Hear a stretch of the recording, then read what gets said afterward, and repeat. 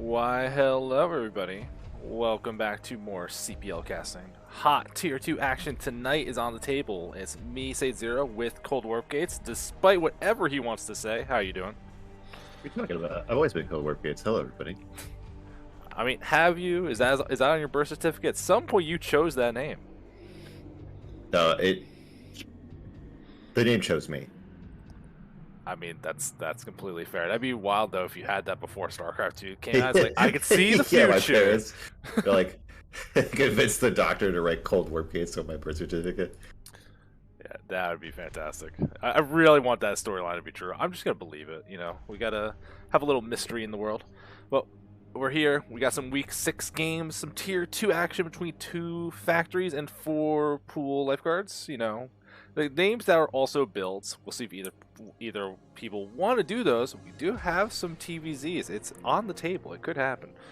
Now, I got like a little preface because, you know, exciting times. I've got word that one of our series that we're doing today is actually like good.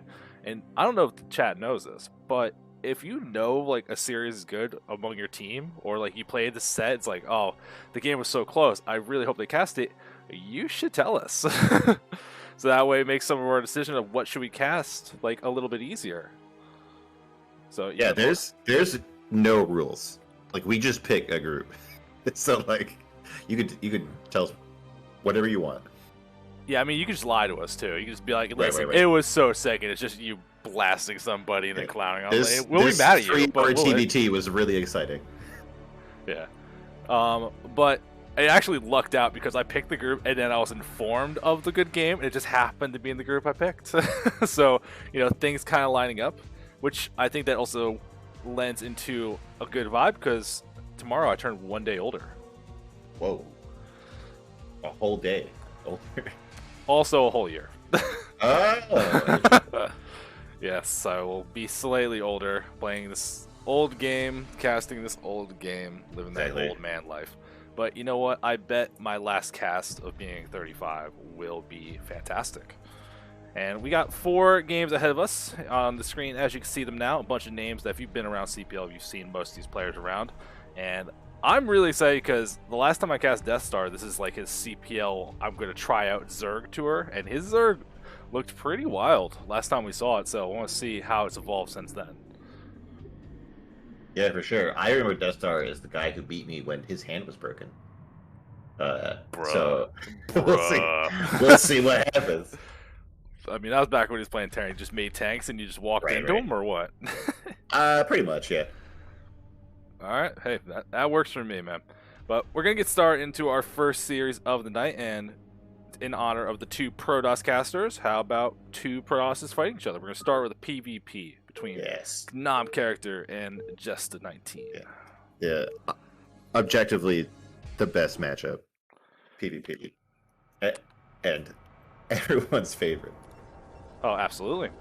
And we're on Polypoid in the bottom right.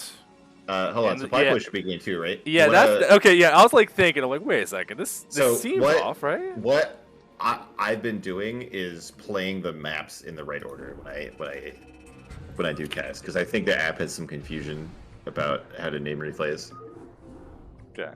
So like, unless one of the players comes in here and is like, no, we played in the wrong order, I think let's just assume that they did it right, and we'll play do the maps in the order that they should have been played in. All right, then we'll do them as it should have been. So I'm gonna grab that butter game, and we're gonna start there instead. Which does mean eventually, hey, maybe we'll get that elusive game 3 that you claimed exists, but you know what? Until I see it.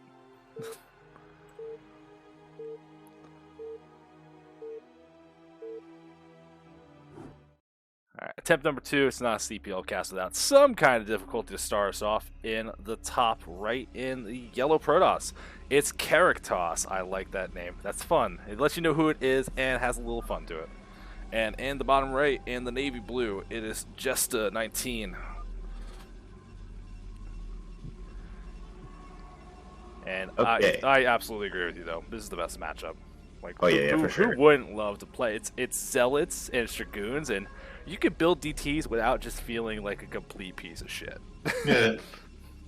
Well, yesterday we saw the double cyber core into proxy goons. I can't imagine we'll see that exactly again, with just lots of shenanigans you can get up to in PvP on a 2-player map. I hope we never see that again, ever. Because unless like if the game really changed that much, like no, we're actually going sky toss. Like there's this critical timing where you need the double cyber core to get range and the air +1, so the 2 Corsairs continue to shut. It's like no, just stop, just stop.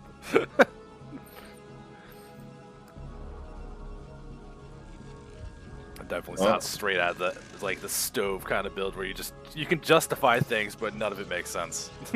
It seems like both players are not practicing or doing any cheese just yet. Looks like it might be a 2-gate out of J-Sta if they're not scouting off after the first gateway. Yeah, especially on a 2-player map, but also especially in PvP, not scouting early terrifies me.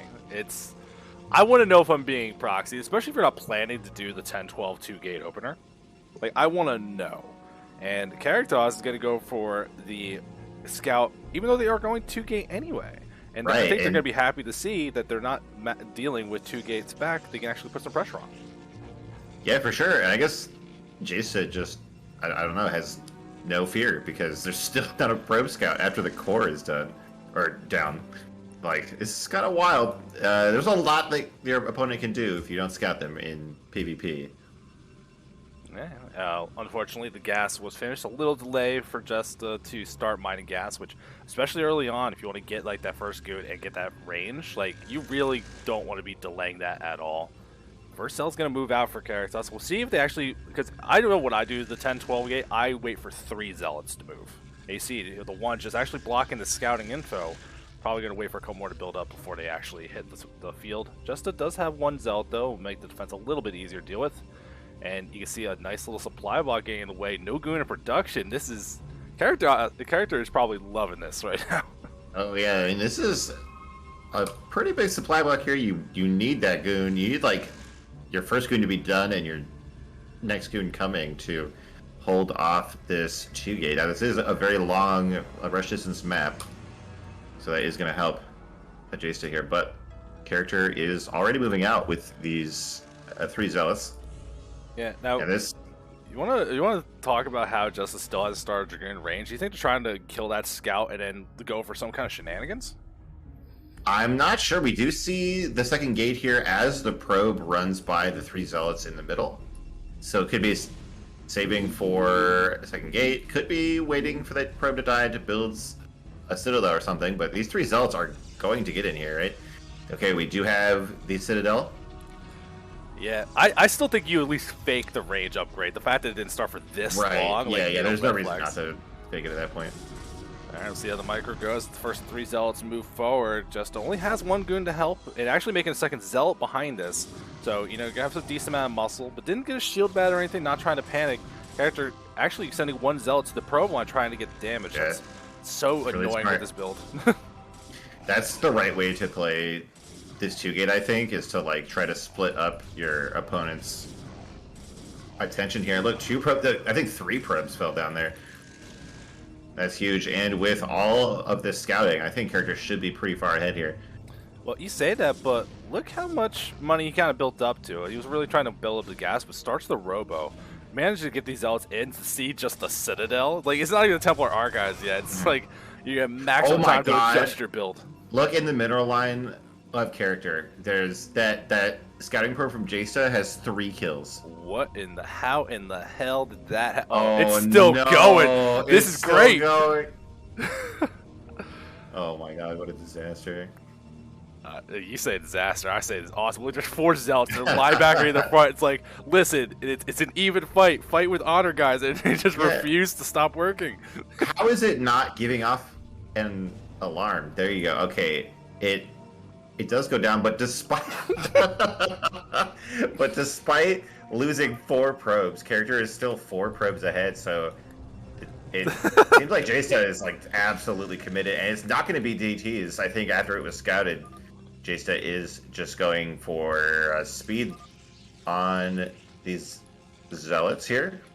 But like, I feel like since character is just making zealots, like, it's gonna be fine. Yeah, I'm actually a little surprised. Like, that probe was in the base, so it definitely saw the robo. I'm surprised to still build this forge for Justa. Maybe trying to make a move to expand early. He's spending all this money on these zealots that does let you transition out, and eventually you'll have Templar, so this gas bank will be useful. But right now, you can see everything's kind of off balance here. This is going to move out with a single goon and all these speed zealots, and the character back at home has enough to help defend this. This isn't quite as impactful as, say, like speed lings or regular lings. Like, the surround's not going to be as critically ridiculous, but still, it's nice to have that kind of upgrade. But the defender advantage for character should kick in here. A big supply block, though, is really hitting at the worst possible time. Oh yeah, that's what we need right now. Look at all of those 600 minerals could be more gateways and more units. As it is, I think J-Stud does have a slight numbers lead here. Yeah, you can see, especially now, it's like once the fight starts going wrong, you can't even try to escape. So character moves out just the perfectly wrong time, doesn't have the production they need. Pulling probes to help defend, and they can't even fight probes effectively. I don't think they're going to do well against a bunch of speed zealots. So you can see trying to fight the best they can. Justice still has plenty here. Reinforcements are going to go through, but this is big damage going through. Justice really stopped all their probe production, though, so if character can survive this at all, they should be okay, but there's no like Reaver on the way. It's only 2 gateway production, and the probes have mutinied. They're attacking the gateway, and everything's going crazy here for character. Yeah, unfortunately, those speed zealots hit it just the right time, or a character could get more tech or a numbers to deal with it. And like in these small numbers, speed zealots are so good against goons. Yeah, it's hard to micro against them. It's like should you have made an extra gateway? Should you? I think really the big problem is just, you know, getting supply block definitely getting thrown off for sure. Yeah, no, like character, I think Justin made a really good audible there. Like everything about that was screaming DTs until character saw it. Right.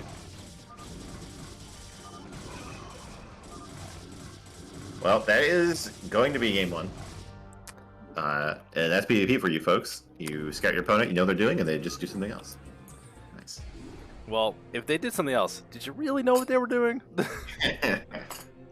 I mean, listen, we can all pretend that we're, you know, big nerds, pushed up the glasses, we could think with our brains about all this strategy, but end of the day, like, it's so easy to just be wrong.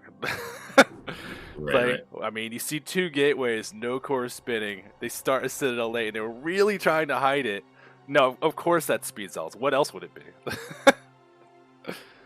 Oh, that is hilarious. But still, good on Justa. That means we're going to go to game 2, which we got a little preview of. We saw the spawns for Polypoid.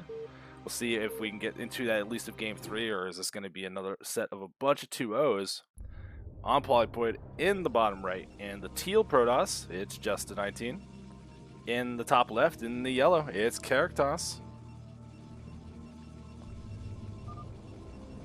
Well, wonder what we're going to see on Polypoid. It is a 4-player map. We didn't really see any like cheese, like or at least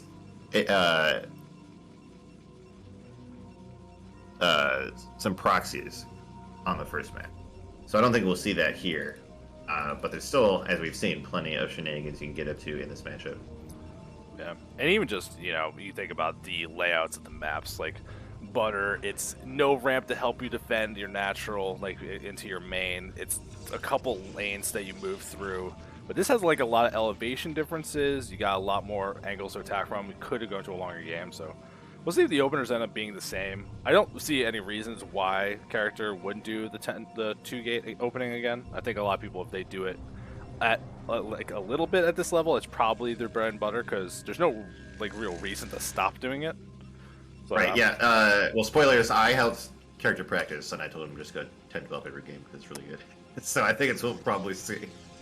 Nice. Now, yeah. If you're given if we can give the little insight here, if you're given that kind of advice, is that like, oh, it's really good, so you should do it, or is this like character did it before? Because you saw like the last game, they were in a pretty good spot, but some of the follow-throughs didn't work out as well, and he doesn't take your advice. He just lost that game, going back to a gateway and a simulator. So we're gonna get tech openers from both sides, nice and normal, like back in the day. Betrayed. I tried to be cool and make a prediction of the game. He didn't do it. Oh my god. That's the best kind of prediction to be wrong, because you're Yeah. like, I got insider info. It's like Yeah. it's bogus, Yeah. bogus info. Well, it's not. It's gonna be fine here. Like, to be honest, half the reason I recommend people go 2-gate is so that they don't die to 2-gate. So the fact that neither player is doing it here means that there won't be any quick deaths to that. And it looks like Jaysta is doing. Oh, hold on. What is Jaysta doing? So I thought Jaysta was going to be doing Zealot Core Zealot, which is this kind of thing you can do to be safe against 2-gate. But it's actually just, it can be 2 Zealots before Core. I'm not sure because there is still gas. Yeah, it looks like ZZ Core, so this is like really, if you want to play blind, especially the first game, seeing the character went for it. Now, the scouting info for both players, like, you're going to know you're not under that crazy amount of threat, so Jesta's tech is actually very significantly delayed. You can see the core's done for character. It's not even started yet for Jesta. But still, it does give you some Zealots to play with. You get that illusion of safety, if nothing else. And you can see blocking out the ramp, so character can't actually get in and see what's going on. And, you know, maybe you read into things a little differently than you want to. And here comes a Robo here. We'll see if that, I'm not sure if that was planned, but, you know, this probe does see that is a normal kind of opening. And, hey, look at this pylon. Oh my god, that probe's freaking out. He's trapped in here in this little nook. Super annoying. For a character here. This is a pretty fast Robo. You don't really get it after a few goons. Yeah, I don't mind doing this if you're not worried about it.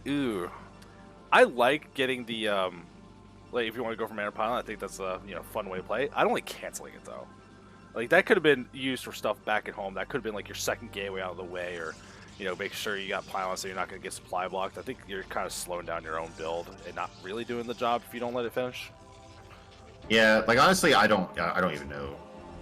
Like I am so bad at pulling out mana pylons or defending them. I'm just the wrong guy to ask about that. Yeah, no, I understand. Now look at the info we got from character. He never really saw too much going on in the base of Jesta, and he still feels confident to just go straight for the support bay. Starts the shuttle afterwards, which if you're always trying to time this up to be perfect, you do the shuttle first. You got plenty of time. You don't have to do the support bay as the very first option. Unless you want to get shuttle speed. That's like kind of the only reason you'd want to start that first. Yeah, you could do it for an expansion, but then you wouldn't get the shuttle at all. So I don't think it's what we're going to see here out of character. Yeah, This might even be like, I feel like this is like, yeah, with the speed now, I feel like this is like going for a Reaver drop. Right? Because it's not even like a Goon Reaver kind of thing where you get 2 gateways. Yeah, and we're seeing Jesta making observers on their own, but also a Citadel. So, like, were the power of the Speed Zealots like so tempting you want to try it again? Or is this actually just for a really fast Templar, which is also a very unusual build? Like, getting Templar is great, but getting it too quickly, if you get attacked before you have storms available or you only have like 2, it's not like against Hydras or Lings where they can just obliterate them. It softens them up, but then you just sacrifice so much muscle getting there if you go too quick. Yeah, I'm not sure. I think after watching that first game, I think Jaysta is capable of doing anything. So I will not risk my caster curse status by trying to predict that. Yeah, well, I mean, Citadel's finish hasn't started anything yet, but you can see, like, on one base, the gas income, it's pretty tight, especially if you want to actually keep making goons and working all those things. This is why when you see, like, Templar builds, like the Dark Templar builds at least, it tends to not get Dragoon range just because that's 150 gas you can't afford. There is the Templar Archives on the way, which is going to start really eating to Justa's ability to make more goons. You see Zealots being made, but here goes that shuttle. Across the top side, just a single Reaver. And because of that, getting the bay first before the shuttle, you can see how close that shuttle speed is. And just to, like, there's no scouter pylons. Everything's at the front of the ramp. There's a big opportunity to explode everything. Right, but so the reason that I don't like this build is, like, your opponent's going to get goons, and they're just going to chill out in their base, right? It's hard to drop somebody who's on one base, but that shuttle speed is definitely going to help. If Jaysta is not really quick on the reaction, we might see a lot of probes being killed, especially since like there's nowhere for them to be transferred to. Like we could see a probe massacre here. Yeah, Just as got an observer moving across the base. They might line up right as the probe's about to go in, and here goes the shuttle getting dropped. Probe's not pulled, but where would they go anyway? Because there's no expansion to go to, no reaction yet, and starting to work on the damage. You can see everything getting pulled back, but you got shuttle speed. That third hit was well worth it, and shuttle speed will make sure that gets out of there without even losing any hull. That is a great move. You can look at that probe lead the character just got earned them for themselves. Oh my god, absurd damage with that Reaver. By the way, there's Storm in production. Like, we're going one base Storm, but there's not even a High Templar. This is a fresh build here from Jaysta. Well, it's a new build. Fresh is you know, this might be like the supermarket's the manager special. It's like, ooh, look at the savings, look at the deal on this. Like, I don't know, man. Seems a little dangerous. We'll see. I just feel like, so first of all, the Templar aren't even done yet, so it's gonna be like a minute or two before there could possibly be a Storm. And like, Storm at this point in the game is not as good as Reavers because of the energy. So like, one Reaver can just keep building Scarabs a lot faster than Templar can get more energy. bros. Oh my god! There are all the other positions. This speed shuttle has been worth the weight gold. You can just give it up now, but man, why would you? It gets to save it. Oh man, god, again, the hot pickup. that speed is well worth the investment that we see here. So much damage done, 30-7 at this point. And character is not even like freaking out. It's like, well, I've done so much economic damage. You didn't expand it. I'm just gonna take mine. And it's like, this game's gonna get completely out of hand. I think what we're gonna have to see from Justice is like, you have to attack. Like, you've taken way too much damage, and like, you have observers. You see that they're expanding. Like, there's no world where like you can out macro just gun your way back into this game, right? Right. I mean, I think it's like, even if this Storm is like saturated with probes, it's still not gonna come close to like matching the damage from those Scarabs. Well, that speed shuttle did also go in to see the Templar archives, to see Yeah. the shuttle without a support bay. So the characters are really paying attention. He knows there's a shuttle on the way, and it's slow. And you can see it. Observer's going to move out. It looks like Justa will be able to avoid that at least. Is there anything in the base to help defend against this? Doesn't look like anything just yet. But you can't drop everywhere when you at least have 2 expansions for characters. So even if this like is a magic storm, does as much damage as possible, you can still see 2 Reavers from character, has 2 bases. Like, there's an upper limit to how much you're actually going to do. And look at that. Even actually does have a couple goons moved in the main to shut this down if they can. The Star Sense on character is great. There are 2 goons and this cannon. Actually, 3 goons, I think, with the rally from the gateway. That might be enough. I think probably at least 1 Storm will get off, but it won't be free here. Yeah, you're going to be in a hard spot here. Now, we'll see if character feels like they're safe enough and doesn't try to pull the probes to avoid them, just lets them rock. You can see starting to work on the shuttle. Templar haven't been dropped yet. Oh, one shot away, and nothing gets dropped. No storms go down. Everything's going wrong for just this game. And after the way that first game went, this is not what you're imagining game 2 would be like at all. No, this is quite a brutal game here. And it looks like Jaysta is just going for the speed zealots again, or maybe even just the slow zealots at this point. But let me tell you, like, I think clumped up slow zealots might be the favorite target of Reavers. It's brutal. It's pretty nice. It feels super good.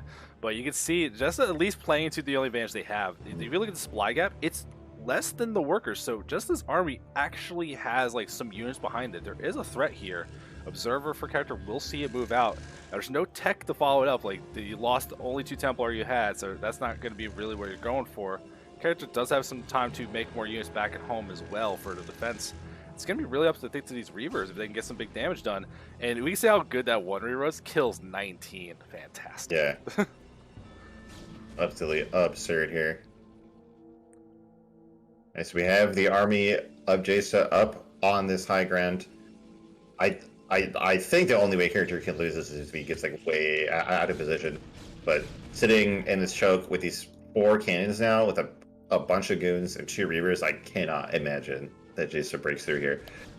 Yeah, well, there's not Zealots to help kind of buffer this. Zealots are going to move forward for Jesta, but you see those Reavers really going to start putting work in. Try to step forward the best they can, trying to get to their Reavers, but it looks like they get picked up and dragged back. The Speed Shuttle still coming in clutch to do so much. All the Zealots fall. Justice attack is not going to be enough. And there's still even cans behind this, but you can just see in every way possible character is miles ahead. Yeah, exactly. Now speed finishes just in time for the Zealots to run back home. Oh, and tactical. The important thing is that the hero Reaver survived. It was the chump Reaver with 0 kills that died. So we still have a 21 kill Reaver. I mean, he earned it. Like, if you gotta pick one first, do the one that's done nothing for you, or the wily veteran with all the experience. Exactly. Now, at this point, though, I don't know what Justice is going to do. He has observers at the base. He sees exactly how bad the situation is. Like, and it's not even like a tech advantage anymore, because you see character actually got up to the Temple Archives. They can work on Storm themselves. More gateways, more units, more money, 2 bases. There's just no conceivable way where I think Justice can do this. If he had some Templar and Storms, like, there's maybe that, like, maybe a chance. He's working on some Templar back at home now, but for them to waddle across the field, like, the attack's not going to happen for the next, like, 4 minutes. And character is not even trying to move out. Again, just letting this advantage build up. Looking like they're going to actually take a 3rd base. Yeah, I mean, I think that this is fine. Like, I've said it, I think, last night. Like, if you think you're really far ahead but you don't want to throw the game, just play defensively, build up your economy. Like, you're just going to keep getting more and more ahead. Like, I'm pretty sure that if character did attack, he would just win. But I can't blame him for trying to be a savior. Yeah. Now, I don't like this from Just. I guess if your opponent is just not going to attack and you think you have infinite time, it seems reasonable. But here's that big move out from character. You know, just some units that get called off to the side, so just at least going to be able to get something. But if characters army can clean all this up, like, that's not going to be enough to get any big damage done. Going to try to maneuver in place. Here's that Speed Shuttle with these Reavers yet again. Just I think has to dive in for the suicide attack. Gonna get surrounded, has to retreat, just taking big damage. And you can see character was even thinking about attacking here. And this is like the worst time because this is actually trying to expand and take a Nexus. So the limited money they have is going to be invested in not defense. So everything is not going well. I think you got to adjust. So you start thinking about what you're doing for game 3 instead. For sure. And a million pylons over on the left side. I don't know what this is. Character is tired of being supply blocked. Yeah, it's not vultures, man. Like, you can make cannons if you want to just do this. Here's that big move out. Look at all these goons moving across, and that Speed Shell still has 2 Reavers available. Took some damage, so you gotta be at least a little more careful. There's plenty of Templars made for just up and building up energy, so there's a lot of storms, but if you actually look at the fighting ground here, there's so little. It's going to be really hard to get the storms doing the damage they need to before, I think these Reavers especially, just run over the army. Yeah, it would be very, very hard for Jester to win this fight, but these Templar do all have 1 storm worth of energy. A couple of them have 2, so there are going to be a lot of storms out here if Jester click that fast. Character has speed zealots, so a lot of easy reinforcement. You see them marching across here right now. And there goes that shuttle back in the main. It's been long enough. You don't have those goons in position to defend this time, do you? Jason is scrambling to get back there. No, the hero Reaver is abandoned to the goons. And still takes one down. Like a hero he is. Oh, the shuttle. Yeah, manages to save it. Here's that attack up at the natural. Storms have not been cast yet. Gonna start bleeding units, and you can see the first one going down, doing some pretty big damage. These pylons are at least making a little chokehold. So as far as defense goes, this is about as good as you were ever gonna hope for. But you can still see that supply lead for character completely out of control. It's just not gonna be enough. Yeah, those Templar are not like there's big diminishing returns. But oh my god, now they're starting to clean up these goons. Character a bit disorganized here at the front. The Reaver's not quite in the fight. It seems like the last of the Zealots does go down. It's pretty much the ideal fight here before Jace did. Yeah, but like, is it enough? You can see, like, there should be reinforcements. Character got a little lazy during the attack. A lot of money was building up, didn't keep sending Zealots to keep marching forward. But just as army did get cleaned up, both sides it's not gonna be enough. The server connection has been lost on my end. That's interesting. I guess we'll see if Ballet's being weird today, but you can see forced to make emergency Zealots, and there's still a Reaver right here, gonna be able to fire these off, but not picked up because there's no shuttle. That actually does get cleaned up. Character should have plenty of reinforcements. So you see that supply lead, like it was a heroic defense, but it shouldn't be enough. Do you see the Stargate in the production tab? Oh, is he clowning on him? Like, I think there might be some clownage going on. There's also a pylon outside the base of Jason. Yeah, I don't love the clown on him. I don't mind the pylon if you want to build a cannon for like reliable detection, because if everyone has Templars, they could just make DTs. And you can see there's no observers. I don't mind that at all. But yeah, you see a little bit of the clownery going through. Storm's trying to do what they can. Still Zealot on Zealot action. Character did manage to sneak into weapons upgrades, so I think his units have a little more robustness, that +2 compared to I think Justice at flat 0. So doing what they can. Yeah. Templars out of energy now. Could be more from the Archons, but not quite here. And there's enough reinforcements. This should be enough to get character over that edge and at least kill this Nexus at the natural. Yeah, I think at some point it's just going to be a math problem here for Jace. I think if character just rallies all these gateways over, he should eventually wear him down. Finally gonna be enough. Yeah. We're gonna go to game 3. We're gonna see Eclipse. It does exist. It does exist. And yeah, I got kicked back to the single player screen, so let me log back into the StarCraft. And I have to restart BattleNet, because of course this kind of thing happens. So we're just gonna take a little extra minute, guys. No big deal. We got plenty of games. We're not going anywhere. Just going to take a minute to get everything set up.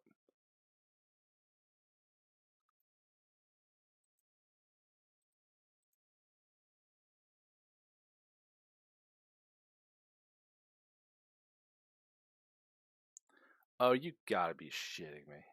What? So I was like, it wanted me to restart BattleNet, so I did, and now I'm in an 11-minute queue. Are you fucking kidding me? 11 minutes to get into Brood War? Or do you get the BattleNet just in the BattleNet. What? Fuck, it's Diablo 2, man. It's these Diablo 2 nerds. No. That's ridiculous. What do you we could I could stream the games on Discord to you?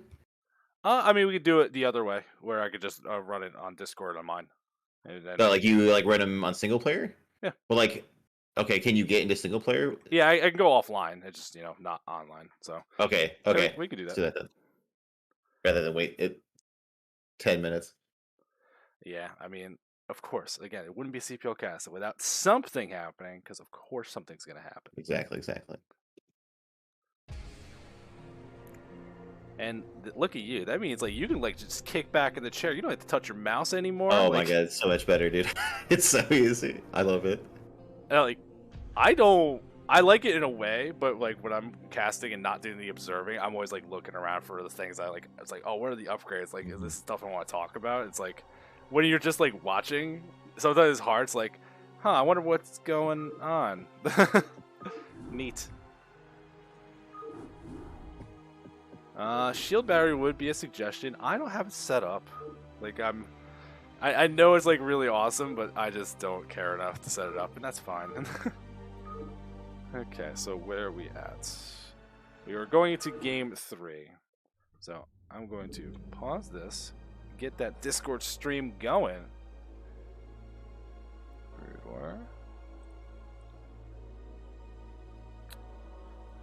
And you let me know if you can see everything okay. Yes. Well, fantastic. Alright, so that means we can get into our third game, the legendary Fabled Eclipse Game 3 for PvP. And we're going to get right into it. In the top right, in the yellow protoss, it's character.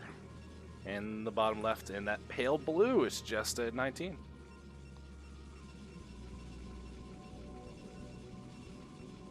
Alright. So this is Eclipse, pretty much the capital of protoss shenanigans. See, I think that too. And especially if you like look at ladder games, it definitely is. But in CPL, like no one does the shenanigans. It's like they don't want to be that guy or something.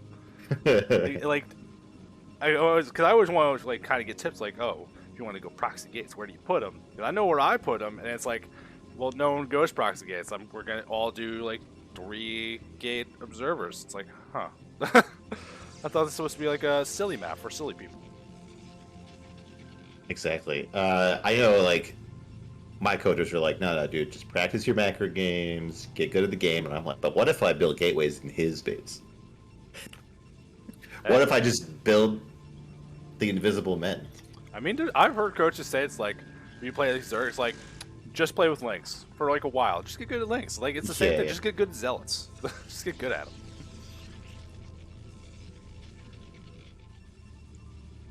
Now, It's definitely a matchup where you can just get good with your zealots. Yeah.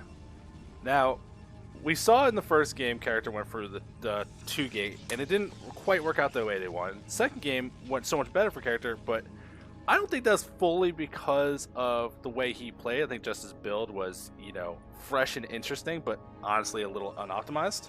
And we are going to see character, again, relying on going for that normal kind of tech, the 1 gate into the gas on both sides, and we'll see if just to try something a little more traditional, or if they're going to try to iron out all the kinks in this super fast storm play we saw.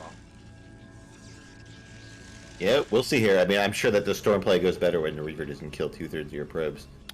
Okay, so I don't like this, though, from Justa. Second gateway before the core, then why didn't you get it earlier? I don't love this. Yeah, well, yeah, I feel like the gas is just going to pile up really high here. Maybe it's, I don't know, it's like 2 gate, but you get DTs later. I don't know. Yeah, and we see like a little reaction. It looks like we are going to see maybe 2 zealots before core from character as they build up. So both players are going to really build up a decent amount of gas. But the distance on Eclipse is so long. Like, if you're just trying to move out with zealots and cause some havoc, I think it will be pretty difficult to do so. Managed to still get a good scout on both sides as well. And there's the core going up for character. So they delayed everything a lot. And we are seeing just zealots being made from just, then why get the assimilator? Like, you're barely mining it? What is this? Someone yell at this guy's coaches. Get this guy in field order. You'll see. It seems like character's getting his own second gateway here, probably just as a reaction, which I think is fine. I think it's a fine way to deal with 2 gate. Yeah, I think everything's fine here, but especially when you're playing a mirror and you have like a long distance, these kind of little unoptimized openers can really kind of snowball in a way that you don't expect them to. It's like, hey, how much could it really matter? It's not that bad. It's like, well, if your text delays, like, you should have had observers for these DTs, but you're off by 20 seconds because you did whatever you're doing. It is getting a reaction out of character, though, very blindly, actually just getting a shield battery, getting ready for the attack that it currently is not coming, and we'll see if just ever even wants to do it. He's got 3 zealots, but not trying to put pressure on here. Cybercore finishes, and we're just seeing a lot of pylons being made because Justa got supply blocked.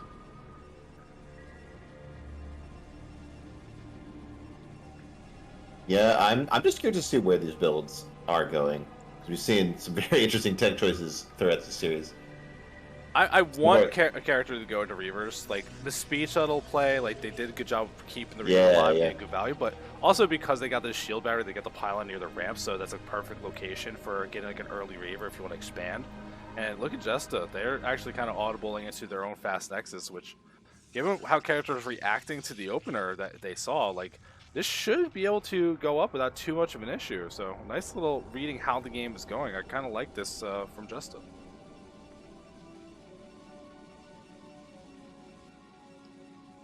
Yeah, it's pretty risky to take an expansion like this, but character doesn't seem like he's going to discover it anytime soon. No, I think the way you're playing, like, you got this shield battery ready to defend, you get the robo. I wouldn't be surprised if character doesn't move out until he has an observer. Yeah, it's definitely important to keep your scouting probe alive when your opponent is going 2 gate, because like, you want to see what the follow-up is, and also like they're only going to have zealots for a while, and zealots are too slow to catch probes, right? No, but they can definitely punch them to death real fast if you get a chance. Sure. And Justice is going to catch back up, but this fast Nexus here, you can see it's about to finish up, and Character hasn't even attempted to send out another scout. Looks like we do got the observatory on the way, and yeah, if he's waiting for this first observer before he tries to move out, especially if you're like really worried about DTs, then you'd keep the first one with your army, wait for the second one. This could be a very long time before just like this expansion gets discovered, and he might have a really good economic lead by then that his character will be forced to maybe harass their way out of, which, I mean, that would feed back into the Reaver play, which would be nice, but definitely not the spot you want to start the game in when there really hasn't been too much action happening on either side. Well, we do have one Zealot poking out here, maybe trying to get in there. No, it's just going to fight these 3 Zealots in the middle. What is going on? No, do not. If you're going to move and so you want to see an idea what's going on, do not A move. Never A move. Oh, that is brutal. So in this, like, it just should feed into like all your deepest fears. Like, you're on the map with just Zealots? Oh, that's gotta be DTs. That's gotta be like you're doing something silly, and you can see character hasn't taken their own expansion, but getting a Citadel now. We're curious if that's gonna be for actually getting Templar tech or what we're gonna see. These elves are gonna poke forward, but the character has a good amount of goons, should be able to repel this, and that first observer is done, but not staying with the army just yet. Just slowly going to start getting this probe lead. Although, I think at this point it should have been more significant, given how long this next has been up. It's only 2 at this point. I think he's kind of dropping the ball on the probe production just a little bit. Well, it looks like I got logged out on that as well, so we're committed to the Discord cast at this point. Ah, man, you're spoiled today. Yeah, you get to. It's like, oh, there's Exactly. nothing I can do, man. Nothing I can do. Relax. So it does seem like character has chased these Zealots to the natural of J-Sub, but there's so many goons here that I don't think character could possibly break this. Yeah, it does back off. Yeah, definitely not going to be able to break through there. And, like, right when you're at that, like, 5 goon, 6 goon range, that's when you got to be very careful to not, like, overextend, because with good focus fire, like, 2 volleys will start killing them off, and then that fight snowballs very quickly. Character is just going to expand and try to catch up here, but I don't know how long this expansion has actually been up. Despite the pro production from Justice, they're still in a pretty good economic position. They haven't been advancing their tech at all, though. Like, there's no support bay for shuttles, like no Citadel to work towards Templar. You can see it's still just very core gateway units, which is building them a nice little supply lead, but character already pretty far along. Templar Archives is pretty on the way here, and like one good storm drop could just eat away all this advantage that Justice is building up. I feel like we might be about to see Dark Templar drop, because we're getting that shuttle. It's definitely more common to go for that at this point than getting the storm drop, but we have seen that in the series. Character trying to poke in here again. There's, I think, just too many units on the ground for J-Star right now. Oh, I don't know why, like, all of those characters, No. they just stopped firing. You see that for, like, a little bit? They just stood there and didn't do anything. Dragoons. Oh, they're the dumbest unit. Yeah. Yeah, why? Just Dragoon takes. Yeah, he even acknowledges. So he's paying attention. He's in the game and doing the best he can. But man, goons. Yeah. Sometimes, dude, it's like I love this unit.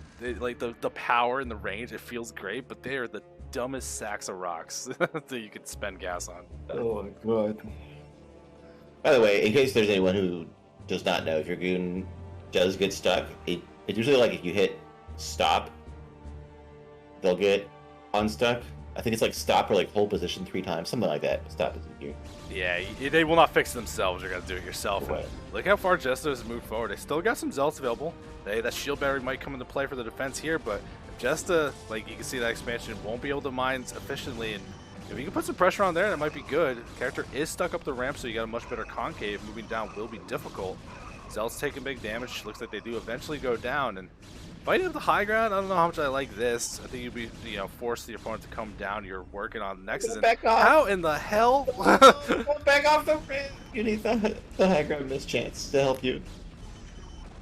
Oh, it is going to be Storm here first out of this Templar Archives. Probe's going down here, actually helping a lot, but now the goons are having trouble actually getting down that ramp. Thanks to goon padding. Can I have this magic luck where your opponent just, it's like, here, come up this ramp. Come join me on the high ground. It's like, what? I've never seen anything like that. It's crazy. Oh my god.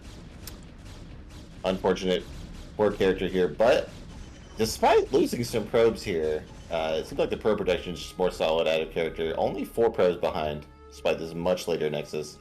Yeah. I think the real issue, though, is that the army count has been reset. We're seeing a ton of zealots just march here out of Jason. They're still slow, but there's so many of them. Yeah, I mean, Justice's money was also very spiked up, so I guess during all that fight, I think the macro tends to fall off for both of these players during these kind of big fights, but Justice seems like they get affected a little bit more.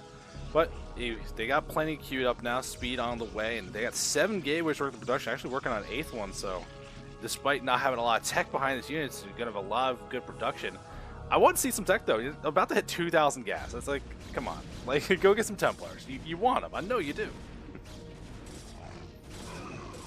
Yeah. Well, it seems like there are definitely enough goons here in the National. They are going to get pinned in the corner.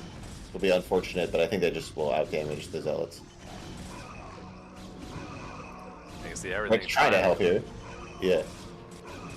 Now, revealing that shuttle, if Justice is paying attention, that's not exactly what you're looking for, which there is that storm. Don't use it defensively here. Oh, no, the Zealots, I mean, it's slow Zealots get on the ramp to these high Templars. Save the Templar.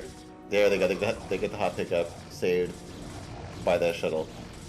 And the shuttle heads out to the base of Jace. There could be a lot of probe kills here. Well, I mean, he actively attacked it with the Zealots, and it got saved by a shuttle. If you get caught unawares by this drop, man, there are no excuses on this one. But, well, look, despite that attack, character is now up on probes. Yeah, really doing a good job trying to keep up with everything. And honestly, the production from character is better, even despite having half the gateways. Like, that's that is really like a clear sign. You know, you're always going to see stuff like this in these lower level CPL games, because everyone's going to have some kind of weed, whether it be their micros really bad or the macro needs work. And you can see here, characters, I think, they're fundamentally a little more sound. But unfortunately, like, if they just get a good fight, like, they should be in a good spot here. You look at this shuttle, it's sneaking on in. There is a cannon, but should be able to at least drop off the Templar and get it saved. Does drop them off. Here comes the Storms doing the damage they can. Looks like you got 5 on the 1. He manages to pick them up, but not exactly what you're looking for, because these cannons are basically trapping everything. And I hate this. Like, it's behind this man up, you know it's there. Has plenty of energy too. And you can see units zoom in a little bit. You might be able to see it, but it's gonna get cleaned up. No, it's still off the nice. It's still off. Yeah, I'd have to like turn out the entire overlay. It's like, man, like, why make it just a little transparent? Like, it's not that big a deal. But just to have plenty of units, speed is done now. We're gonna be attacking forward. And character, a lot of those Templars went in that drop, so they're not back home to help here defend. Has plenty of more probes though, especially after that drop. So, you know, should be able to defend this, has a decent amount of macro, and let's see if they actually pull these probes to help defend. The saturation of natural is like kind of intense, but it's really forcing their issue going up to the ramp. Character is going to use that shield battery still to just fortify the best they can, and the defense is going a lot better than I thought it would. That shield battery really helping out. Yeah, it's definitely helping out, but I feel like the arc of this game is going to be Jace to just keep attacking character until character breaks. Like, it seems like each fight is going just a bit better for Jace here. Yeah, the probes are going down. Losing those Templar was pretty rough. We do have one here. I'm not sure how much energy it has. We do have a storm on a couple of cells. Try to get something done here. Yeah, and you see the amount of gateways we have from just at this point, it's too much production. Because I think you can produce up to 8 things at once. And even if like he's already done so much good damage, he's got a big supply lead, and now he's back up on 1,000,000 probes as well. They're just taking so much damage, and you see down to 10 probes at this point, and his army's still outside. The character can't repel it in a snap of a fucking eye. Like, it's, I thought the character was so far ahead that game, and then all of a sudden he lost. Yeah, I feel like that drop, like, it just went so rough. Like, tucked in behind those minerals, so there were like those 2 cannons there, so shuttle couldn't even get out. That really hurt character. Yeah. But that does get just the win for their team. Back to Furious starts off with a win, winning the PvP, and now for the rest of the night, there's no more mirrors. We're going to get some of the more traditional matchups that people like to watch. Some ZVT and some ZVP, the classics, the good stuff. we're going to move into our second set, which is between Pack Rat and it's called FuzzyBranch. I don't know what that means, but we'll see how good their Terran is. Pack Rat's been around for a while, so should be an exciting one to get into for our second set of the night. In the top right of Butter, in the pink Zerg, it's Pack Rat. In the bottom right, in that blue Terran, it's FuzzyBranch.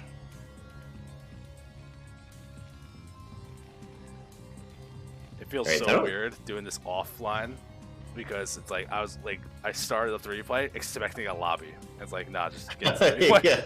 yeah. I was watching that on Discord. It's like, no, we are right in the action straight away. So it was just a different background music change, you know. That's all we're looking for here. All right, so I don't think we cast any TBC at all yesterday, so it'll be fun for us to get back into the swing of this matchup.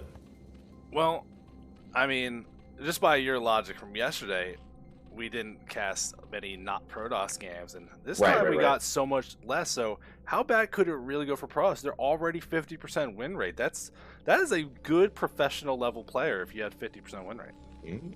There you go. Which I always love, like those kind of sports statistics. It's not even just like StarCraft, but like anything. It's like, oh man, if you were like 60% win rate, you're a god. You're insane. It's like, wait, well, how's that insane? Or it's like I'm good baseball players. Like you could do it a third of the time. It's like what? Yeah, it's pretty funny. Like I don't follow basketball at all, but like it's so funny that like they only make like half of the free throws, like something like that. Like it's the same every single time, right? Like you would think that they would just practice that and get it every time, but I guess it must just be like impossible, I guess. I mean, there is like you can look up stuff on YouTube that explain like the physics and math behind it, and why it's hard to be like 100% shooter. But yeah, there's a lot of players that's like you should be at least like 90, 95, and it's like no, it's like I'm like cool 70. It's like what? you're paid $50 million a year or something, right? Like why are you a cool 70? Hatchery first coming out of Pack Rat. We got the pool behind it, gas as well. So looking like we're going to see some kind of 2-hatch play. And FuzzyBranch with that wall up at the front and this early gas. This is the Goliath boy. And I still love watching this build. And it's going to be fun. It might be 1-1-1, but I'm betting my money for a tier 2 that is the Goliath build. So I don't think this is going to be a 2-hatch play. I think this is a Ling all-in. Like I think this was hatch gas pool. Because like the gas is done before the natural or the pool, right? Oh yeah, you're right. Yeah, I think this is gonna be very fast Ling speed, especially because I know Pack Rat. Oh yeah, that is a good point. He does like this kind of stuff, but it doesn't have to necessarily be an all-in. This is just good to get the Ling speed and the lair at the same time, not have to make the choice, right? Yeah, it's looking like a ZVZ build, getting this 200 gas super fast. Yeah, we do have a lair and speed. All right. Yeah, so I mean, lines everything up and. You know, if your opponent's not paying attention to finer details, they might get caught by that. But unfortunately, getting this wall off, so Lings are going to be a little less effective. We do see the factory, and guys got pulled out of gas all the way, so it should be some vultures to get you through. And then FuzzyBranch probably to take an expansion behind this. So, you know, I think this will be geared up to be Goliath eventually. We'll see how much damage Pack Rat can do early on, and what they're going to do with the lair tech. I mean, they still haven't killed the scout, which finally Lings are going to be here. Maybe can drive that off and. Oh no, the SU tried to stay and fight dies almost immediately, which is not great. But it should still probably be mutas from Pack Rat, I'm guessing, because we haven't seen the hydrogen like immediately slam down afterwards.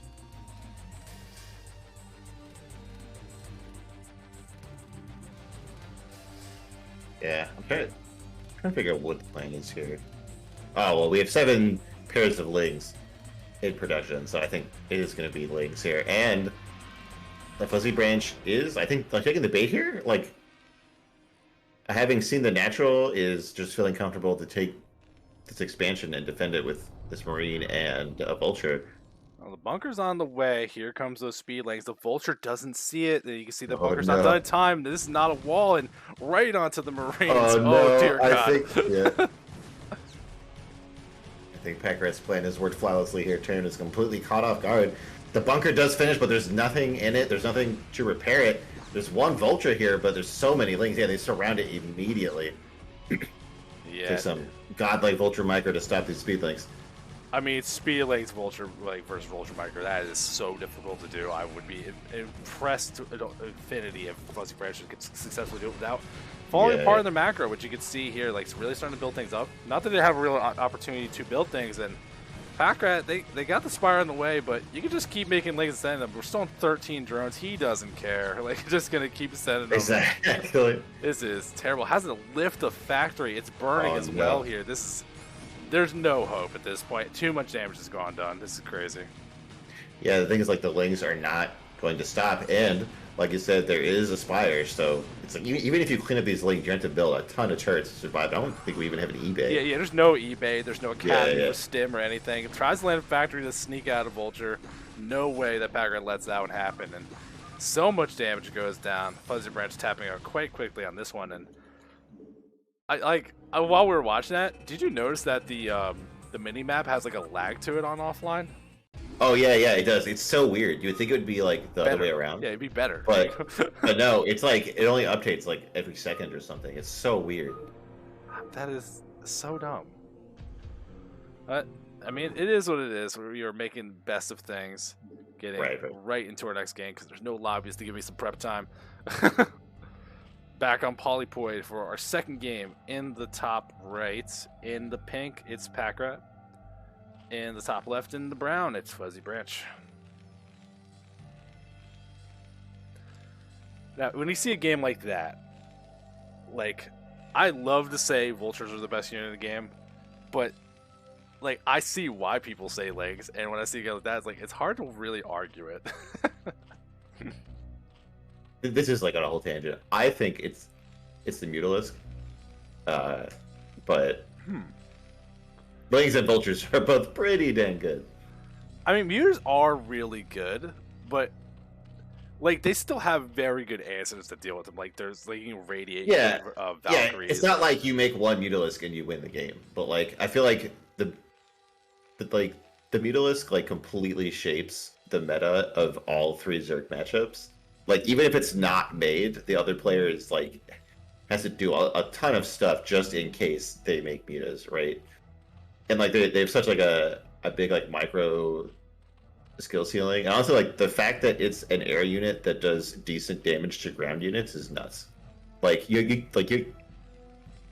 like, the Scout or the Wraith that do, like, 10% of their air-to-air DPS to ground. And, like, the Wraith is still useful sometimes. So the fact that the Muta does its full DPS to ground is pretty strong. Yeah.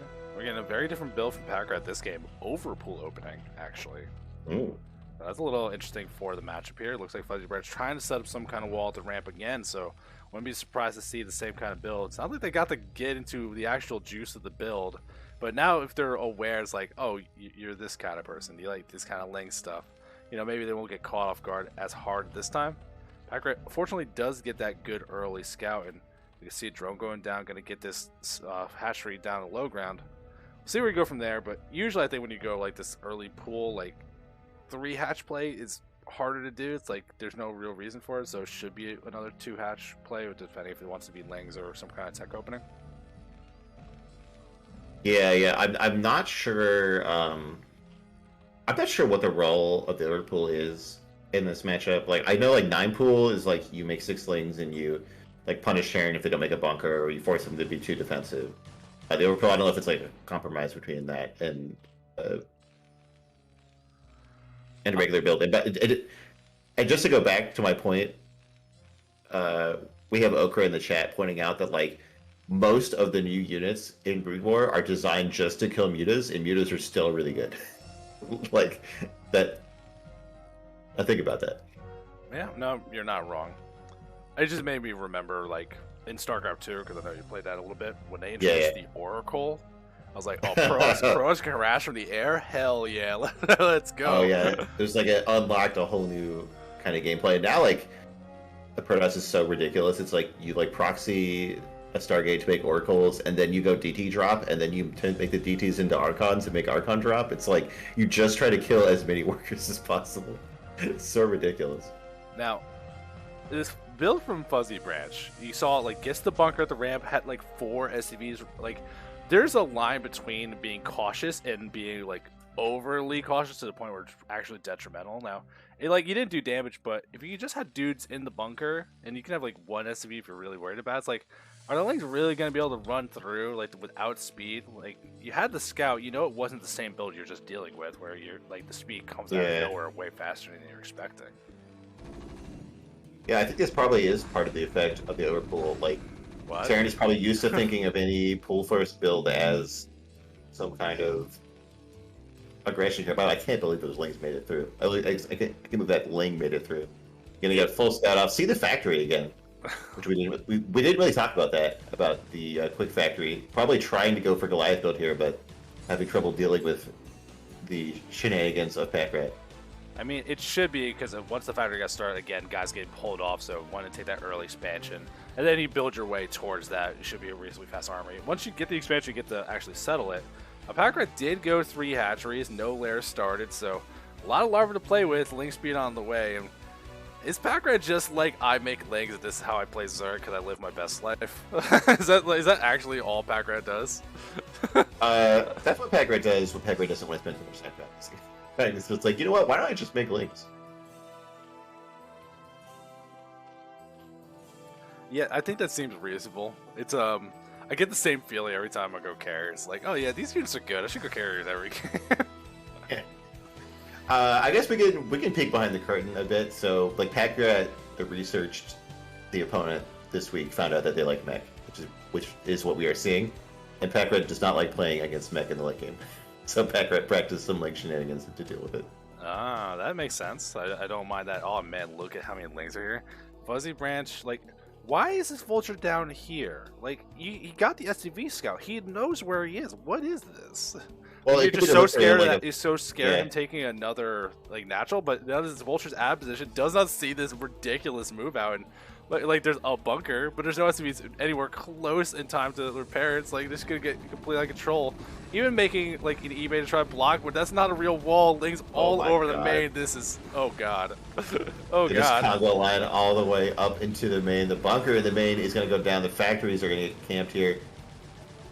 These vultures are going to have the same problem that they did last time. There's one barracks, so it's getting focused down. I think this might just be too many Lings, especially because there's more waiting outside. Yeah, here they come in. Yeah, the Marines in that front bunker had to evacuate to try to defend. Everything goes down here. FuzzyBranch trying to defend, and man, this is not how you want to lose as a FuzzyBranch. Like, I just got my expansion. I thought you said no rush 10. I thought we were buddies.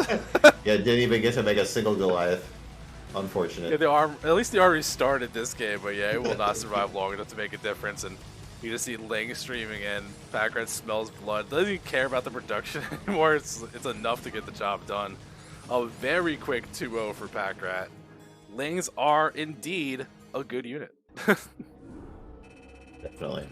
I'm gonna run to the bathroom before the next series. Not a problem. Great. I'll be right back. That's so ridiculous.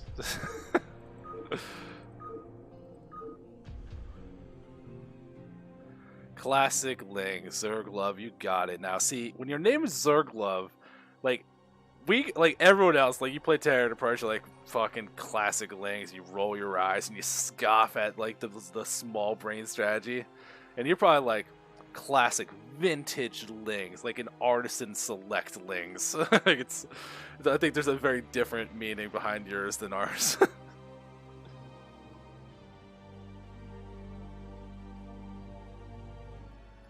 But for anyone just joining in, because I see the viewer count kind of climbing up as we go, we are in the middle of what we're seeing for the Tier 2 here. We've gone through 2 series now. Packrat won 2-0 on theirs that we just watched with the power of Lings, and Justin managed to win 2-1 in the first PvP we watched. So we got 2 more heading your way, which all these players, if you've been around CPL, you know their names. You should be excited to watch these guys, especially me personally. Deathstar playing Zerg, I am hyped to watch that every time.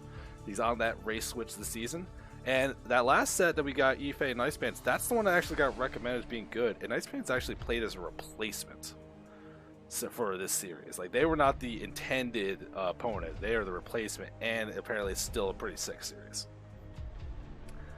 Packrat, you're in the chat. You animal. You animal. I saw those Lings. You're great. You're such a jerk.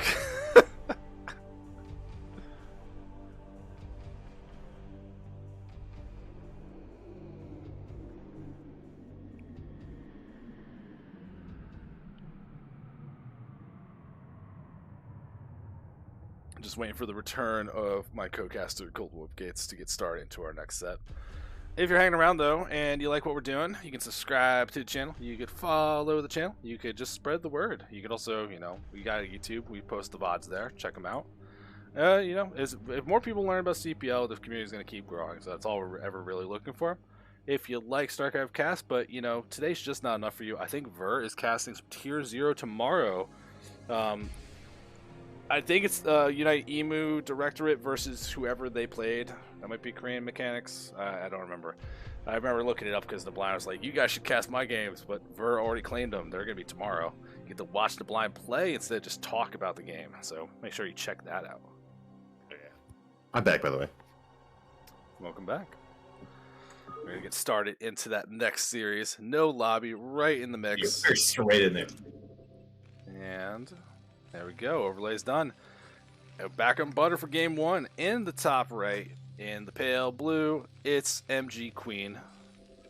In the bottom right, in the red Zerg, it's Deathstar. Still feels weird to call him Zerg, but man, he looked strong the last time I saw him play. The builds were a little interesting, but definitely has the mechanics and like the micro to kind of muscle through things. So we'll see if that got cleaned up or if he's kind of figured out more of the style they want to do. It was a big macro height beast, though, the last time we watched. Yeah, I feel like if you can get really solid at the macro, you're probably going to crush T2. So that's definitely something that's scary. Yeah. Sniping Panic, we need to roast the Blime. Yeah, Hydra ZBZs. Submit the Hydra ZBZs. Like, oh, no. He will lose his mind. Or, like, purposely, like, just talk to your opponent and be like, listen, don't rush me with anything crazy, but you know what you should do? You should just let me build bad walls. So the blame could just go off on a tangent. Yeah, we just get all the Terran players to put their depots on the left of their barracks. Yeah. Now this feels a little bit interesting. Queen's barracks is very far forward. Yeah, is this in 8 racks? I think it is. I did see the exact opening because I haven't seen something like this in such a long time, but definitely feel like there's something here. Now Deathstar is going at that perfect angle where they will see this. So yeah, they got good overlord scouting path. Will get the knowledge they're looking for, but actually look at Deathstar up to 13 supply. What a greedy dude! This greed lord for his this hatchery first, but managed to get it down any issue, and we do see the barracks going to start producing stuff. First SCV going to be moving down, and I wonder against this hatchery first, is there the threat of a bunker rush? Yeah, I think there is. I don't know why else you would put the barracks so far forward. And we do have a very fast gas. We have Lightswarm in the chat informing us that Queen likes mech builds, so that might be what we're seeing here. Is this like an 8 racks into mech? Is that a thing? I mean, if you get to put pressure on and, you know, get your opponent to play a little more defensively, maybe, like, by the time you get that first Vulture, your opponent gets thrown off here. Now, that scouting SCV gets cleaned up by the drones. You can see Deathstar actually pulling a lot very preemptively. So I think they understand the threat of what it could be because the Overlord sees all these Marines moving forward. There's still one more, and he's really trying to be proactive. I guess as a former Terran player, he knows how annoying this is to deal with. He really doesn't want to let this happen. The pool's about to finish up soon. Oh, the first Marine manages to get out. Oh, this seems like a really good micro here for Queen. So much lost mine time. Oh, but the Marine does go down, and the second one is very close to being dead. The drones are sent back home. Do we have more Marines being rallied? I think we might have one more than the map. By the way, we have a Lightswarm pointing out that this is the wrong version of Butter. Why does this keep happening? Where are people downloading the wrong version of Butter? Oh, the SCV building the bunker gets killed. Yeah, that's not great. So it does end up getting canceled, but still. Do not lose this Overlord. This would be tragic here. And you can see Deathstar. They have just not a lot of larvae, so they can't make. They're actually making drones, but you can see have enough length. Should be enough to repel this finally. And Queen back at home, like they got all this gas. The factory never got started. Like this is, I think, so much focus on trying to get this attack to go down. Queen's macro like really fell apart here, and I think you missed the timing where you could have gotten the factory. The Vulture probably already on the field by now, and then you could use that to clean up these legs, put some real pressure on. Yeah, apparently the servers being down right now is actually a DDoS attack. So that's fun. Oh no. Yeah. So that's cool. But fortunately, we can replay this offline. This is wall? Is this a tight wall? Are you serious? Where's the Blimes Ryan for a factory between the depot and a barracks? I mean, even if it isn't, I think you just kill the factory. Like, what's gonna nothing get out there to stop you? One Marine finally does get popped up, and you see the repair trying to go down. Supply depot opens, and that gets the hole in. Deathstar can get in. This is, oh man. Wait, they moved on the bottom. This wasn't tight. This wasn't tight at all. Oh my god, what is happening? This is looking. Yeah, this is starting to look like last series, where Lings get in the base and pick apart the Terran. Yeah, and that's a little bit funny because Deathstar is not on Packard's team. This is not the tutelage of the Zerg Master. It's like, no, you want to learn Zerg? I got you, fam. I can teach you how to play Zerg. And you see Queen taking big damage here. You can see there's no bunker back in the base. That factory does finish, so the first Vulture about to finish up, and that should be enough. But 7 SCVs to 15 drones. Deathstar sees the tech, knows the opening. Queen is sitting on like 700 gas. It's so much here, still getting more damage. Unbelievable what we're seeing here. But Deathstar, in all of this, never built the Sunken. So if that Vulture can get here fast enough, maybe there's a chance to get some counterattack damage. But with the creep colony going up, I don't think he has the time. Like he's like, I don't really worry about it. I think Queen's just very far behind. Down 13 workers, Lair on the way. This is a nightmare. And going straight for Hydras. Yeah, this is what we saw the last time was he didn't do Mutus, which it's like if you're switching the race, you're not comfortable with the micro. Yeah, just do Lurkers. Lurkers are also good and a lot easier. Yeah, I mean, I think Hydras is what you're supposed to get against mech, especially I think if you've like delayed your tech. It's an option. I don't think it's the go-to option, but it's an option I've seen, and it can work. I think you're kind of free to do whatever you want as long as you're playing it intelligently. All this gas is finally being used. We do see a starport. We see a second starport. Oh, when you're really far behind, just pretend you're later. We can see if this one works. Oh, this is a fun game to start off with already. Yeah, we'll see here if Queen is able to pick apart the defense of Deathstar. There are going to be some Hydras, as we've seen, or at least there's Hydra Den. Seems like it's just droning so far. And an Evo Chamber makes me think that... Oh, there's 2 Evo Chambers. Okay, these are going to be some heavily upgraded Hydras, I think. Yeah. I like the attempt. Like, this Vulture's like, what do you guys think you're doing? Yeah. Gets the drone at the cost of the Vulture. Yeah. I think it's actually a big deal. I think losing the Vulture is a big deal because you want that pressure on the Zerg. We do have one at home, and there you go. It is sent out. What, it might even be Cloak on these raids. Oh my god. I think that's what it's going to be. Now, Deathstar does have their lairs, so they should be able to get speed for their Overlords without too much issue, but, like, who has the foresight to see that, like, ahead of time? Like, you're going to start losing damage first, which they're not that great against the ground, but it's still, you know, more than nothing. But they're going to do great, and yeah, refrigerator, this is the wrong version of butter. We don't know. We have no idea. Where do they get these maps? Like, there's a CP, you can get the official CPL version, right? Like, but no, we're going to find some back alley on the internet, like the ancient version of this map. By the way, like, there's no second entrance to this third base either, so it's like super defensible. Yeah, like this is ridiculous. I still want someone to pull the move where the wrong version gets hosted, and they just go, well, if we played in the real one, I would have won, and just force the regame. But I just want someone to pull that. I haven't heard that drama yet, but for the amount of times we've seen this wrong map, it's like, you play through, at like this moment right here, I'd be like, why the hell is there not an entry through? I would just immediately pause the game, like, yo, we are regaming this as Queen. Yeah. Alright, the raids are starting to come out here with Cloak. Yeah, it's on the way. It's still like we all joke about these things being bad, but man, like this 20 damage to the air, and they shoot pretty fast. Like, they destroy Overlords. And this is not going to be time. They kill that one in the main. Cloak finishes up, and you can see going forward. They're actually going straight for the drones, but there you go. Now we're going to see how fast these Overlords die. And Deathstar, I feel like maybe you could intuit that this is coming. The Queen still doesn't have an expansion, though, and this is 36 drones from Deathstar. So you got a long way to go before this is going to even anything up. A couple Hydras move forward. That's enough to scare away all the paper planes. Like it's like they can't be good against Hydras. That's never gonna be right.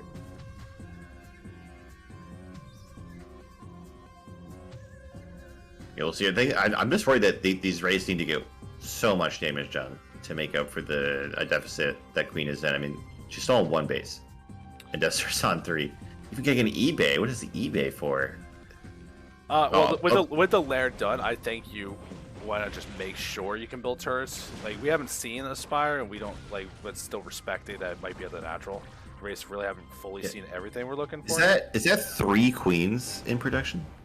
That is 3 queens in production. So. Oh my god. I mean, if your opponent's going mech, like building up the energy, going for that's not gonna be bad. But these rates, like, I want to live in that world where race are killing queens in DVC. Yeah. It's like from a completely a different timeline. Like the game just developed in a completely different direction. Yeah, well, it looks like finally the race that are on the field get cleaned up. They did some pretty decent damage, but Deathstar still up 3 bases to 1, still up 15, now 22 workers. It just keeps getting worse. And we see some tanks being made to transition back to more traditional mech. So that's a heavy investment in these rates to not kind of keep leaning into them. I guess when you know it's Hydras, it makes sense to kind of go for these siege tanks, try to do something else instead. But Deathstar is just, look at this. Like, this amount of workers here, and Queen hasn't even started that next CC. Like, Deathstar does not do anything for a very significant amount of time. And since they already got the Queen's Nest, like, you can go to Hive, go towards your Defilers, work on Ultra, like, whatever you want to do, you're going to be well set to do it. Spawn Broodling, being researched, and there are queens, but where are they being, like, where are they hanging out to build up their energy? Okay, what is going to be targeted with Spawn Broodling? Like, there's going to be, the tanks, all the way. What tanks are in this game? Like, those tanks. We have those, okay, I didn't even see those. Alright, so we have 1 Broodling for each tank, and then for that Marine that's not in the bunker. Well, you throw 1 at SAV to send a message. Or, like, you know, actually, you spawn Broodlings in the middle line, let the Broodlings kill more SCVs. Oh my god, the genius. big raid play. The first time a Broodling has ever killed anything in Brood War. I know they attack. I have no idea what numbers they do. I know it's not going to be like it's not it's going to like be 4. good. It's like 4 damage. I'm not even sure that they get the attack upgrade. All right, so we got the queens here. They're building up energy, so they're getting near that first 150 to use their spawn Broodling. So, you know, hey, there is the opening, and if you lose these 2 tanks at the front, what is your defense? Nothing? Like, it doesn't exist? Race around the field, they do see that their hatch will be taken. Not that they're going to kill it anytime soon, but at least knowing it's there isn't bad. And you see the Queen's building up, nearing that 150. Plenty of units out here, but not as much as you think. But when you kill 100% of the defense, oh no. Pop. Oh my god. This is that Queen, but like it's still worth it. Like a tank still costs more than a Queen, so. Yeah, and there's the 3rd one here, so there's 1 more ready. That tank is not going to be the bastion of hope, but there's still 1 more Queen available for a spawn Broodling. Here comes that attack moving forward. Doesn't even care. The tank's actually just going to be allowed to do its damage. Come on, you got the energy. Go kill it. And Queen's just going to tap out for a good win from Deathstar in game 1, but what a weird game.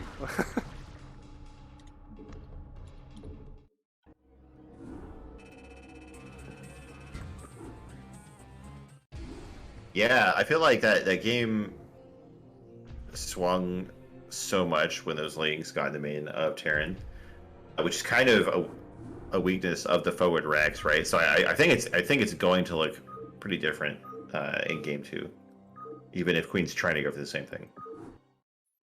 Yeah, well, we're gonna go on to game 2 and see what they do differently here. In Polypoid, in the top right, in the blue Zerg, it's Deathstar. And the top left in the magenta Terran, it's Queen. Man, that is. Oh, okay, hold on. These are the same spawns that we had in the previous series. Terran top left, Zerg top right. Conspiracy? Hello? Is Polypoid bugged? Is Blizzard Blizzard meddling in the CPL? I mean, what would be the odds of this happening twice in a row? 1 in 144? It's not that out of control. Impossible. Impossible? Yeah. Or, like, it's impossible. Yeah, the aliens did it. The real protoss did it. If there was real protoss, like, would it be like the Tassadar, like the Lewas, or would it be all the Xel'Naga, like the Shadow Lizards controlling the government kind of thing? Exactly, exactly. The Dark Templar control the government. You just can't see them on film because they're invisible. I mean, it makes sense. Like, you hear stories in the news, it's like 2 days later, it's completely gone. Everyone's forgotten about it. Didn't exist. It's like, wait a second. Is this mind control? Are you doing stuff? Yeah. You hear in the news, like, 25 drones went missing from Mineral Line today, and nobody knows what happened. Yeah, you could actually literally like really talk about that happens in the news all the times. Like, this really serious thing happened the next day is like not being reported. It's like no one's talking about it. It's like, well, did they fix it? And no one knows. It's like, Done. Look at this though, Queen again, a very early gas. Not going for the same kind of wall we saw last time. This barracks on the high ground, but plenty of opening available. Deathstar gets lucky with that first Overlord Scout, so we'll be able to get some kind of idea what's going on. We do get another hatchery first as well from Deathstar. Pool right behind it. And like we saw last game, he likes drones. He likes macroing up, and he doesn't need the finesse units. I'm actually surprised to see him use Queens to begin with, because that's a little bit of a finesse unit. Not as much as like a Muta, but I'm very excited to see what we're going to get out of these players in Game 2. The Overlord's going to see where this barracks is. Hopefully it doesn't get caught out, because losing that first Overlord is just a nightmare.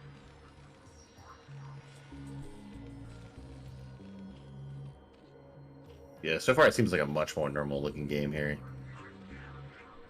Nothing too wild. By the way, like if Deathstar is off racing, then like I can totally see that's why they went for the Queens. Like, when you off race, you want to do the fun stuff, right? You don't want to just like, I'm going to do standard macro build. Like, you want to do the Queens, you know, you want to do the Wraiths. Like, you want to do fun stuff when you off race. Well, it's not. I don't think this is like an off race in the same way. I think this is he's doing the like I'm doing Zerg for a season thing. So it's not just like an off race on the way. Like it's like usually that's like with the goal of improvement and. Or, you know, for the jokers that they do with protoss, like, I want to see how the grass feels on the other side. You're like, oh, it was way better. It's so soft. It's crazy. Now, look at this, though. 2 factories from Queen.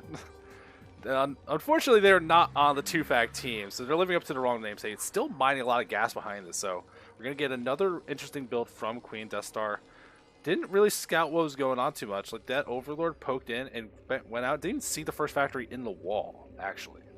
So we'll see if they can get some scouting info and how they're going to react. I think this is smart, though, without really knowing what's going on. Going for that creep colony, going to get the sunken in time to stop that first vulture as it comes out. And going for 3 hatchery play, really building up the larva. It's not like the popular style anymore, but if you're not really worried about all the micro side of things, this is exactly what I want to see Deathstar do. Definitely. Oh, the starport's back. Yeah, the classic 1-2-1 build. That's popularized in Heart of the Swarm from fucking StarCraft 2. Yeah. This is like early StarCraft 2, just one base as long as possible. This is going to be very interesting, though. But, like, how do you afford all this, right? You got 2 factories. I guess you could start working on upgrades. There's going to be a lot of vultures, but then you got this, and you can... Is it, like, vulture drop? Like, is that the move? I think it might be. That actually makes sense. Like, still, you're pretty sure you can get vulture drop with the 1 factory and have time to build, like, 3 or 4 vultures. Well, I think if you want to keep producing vultures, the second factory is for the machine shop to get the upgrades. Okay, this is gonna have to do a ton of damage to justify itself, right? Yeah, I mean, but you can see, like, you're not in shambles as far as the workers go from the opening, so Queen's already in a much better spot, all things considered. Deathstar hasn't taken the 3rd base. They got plenty of hatcheries to like produce larvae with, but like a lair's not started yet. It's a Hydra here. Maybe he forgot he's playing against Terrans, preparing to play against Zerg instead, or against Protoss. No, I mean I think Hydra is just a smart choice when it's mech, and you know it's some shenanigans when they haven't taken their expansion yet. Yeah, but it's like if you look at Deathstar's vision, like how much does he really know? He never even saw the gas of the factory being built. Yeah, but I mean you know that it's not an expansion, and like what are they like just massing up Marines in there? I don't know. Well, there's that. Especially after the first game where we saw the vulture and wraiths. I like Hydra's ZVZ Lightswarm. I don't have a problem with it. I watched Great and when the Great and Zero and Hydra all played in that like 30-minute ZVZ era of custom days. I like it. Nablime doesn't. Don't lump me in. No, well, what Nablime says is like sometimes like Hydra will win, but the player could have just gone mutas and won anyway. My problem with the Hydra build is like sometimes it's like they don't make any units for 10 minutes. They just make sunks and spores, and the other player like just doesn't know how to deal with it because they haven't seen it yet. So they keep like throwing away units when they could have droned for free for 10 minutes and then easily crush the Hydra player. Look at how is the drop going off in the tiny little sliver of darkness? These vultures are going to get behind the main mineral line here.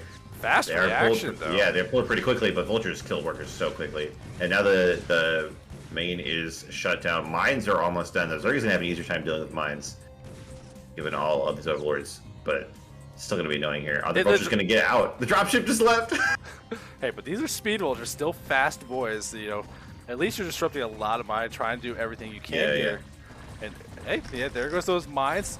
Ooh, gotta be very careful. We're gonna lose some Hydras here, so any value you can get right now seems pretty good. I like that he's not trying to leave. I think you know there's SimCity to make sure you're not gonna be able to get out, so just get the value you can, which he's being super annoying. You see Queen, who's like the micro is going on so intensely, but there's so much money being built up. This is not worth what we're seeing here. And the drop back at home is actually loading up more stuff. Yeah, this is the thing about like drops or like other micro intensive attacks is like what I've learned is like you need to like be ready to spend that money. So like put your workers where the buildings are going to be built or something like that, and then just like quickly like run over it and build the buildings. Like for me, it's like when I do a drop, I have a perp ready to build like a ton of gateways for like my third nexus or something. Because I've done, you know, like if you practice this build a few times, you're gonna recognize that you hit this window of time where it's hard to spend all your money. The thing I try to do when I'm doing that kind of stuff is I'll just go back to my gateways, for example, and I'll just queue up a couple things, then start doing. Oh, yep. That's fine too. Like if you know, like even like in the late game, if you're about to get into a big fight, just go ahead and like queue up the production of it. It's better than not spending the money at all. Absolutely. Now, Queen did build a CC in the main a while ago. Finally gets to land, so the expansion will move out here. Deathstar still significantly ahead on workers. That harass was nice, but didn't really do the damage we were looking for. And they managed to take a third base over on the 3 o'clock as well. Dropship still out in the field. We could find some kind of opening, you know, behind the minerals, maybe at the natural. Like the Sunket's not going to cover that, so you know, whatever you can get on the field might be okay here. But you're still buying a lot of time. Queen's starting to really build up that factory count. Has this starport that made one dropship, and that's it, unfortunately. Yeah. By the way, we do have a raid from Blackman. So good to see that. Thanks for checking us out, everybody. Yeah, anyone tuning in that hasn't seen this before, there's that drop in the natural. Going to start doing damage. We are casting some tier 2 games. The player level is pretty reasonable, somewhere between like what, like you'd say like 1,500 on average is about like the upper end of tier 2. I think tier 2 is like 1,200, 1,500, something like that. The line I think is 1,350 up to like a 1,500, 1,550. Okay, yeah. So, but still, you got some players that are working on improving. They got some ideas, decent mechanics. So, you know, these games tend to be a lot like very scrappy as the players try to fight the best they can. You can see in these builds a little bit interesting from Queen going the full dedicated mech with 3 factories at the moment. Finished their first upgrade at the armory as well. Deathstar is working on this just big macro play. Even with all the harassment they've taken, they're still up on workers. Lair has been done working on getting some more defense here, and we'll see if they actually go back into that Queen's Nest play we saw in the first game. That'd be really nice to see. Yeah, you were mentioning that Deathstar was really solid in the macro department. I think we're seeing that. Like, everything is just continuing to go forward here. Yeah, I gotta ask him. All the basics, like no supply blocks, getting all these workers. It's going pretty well here.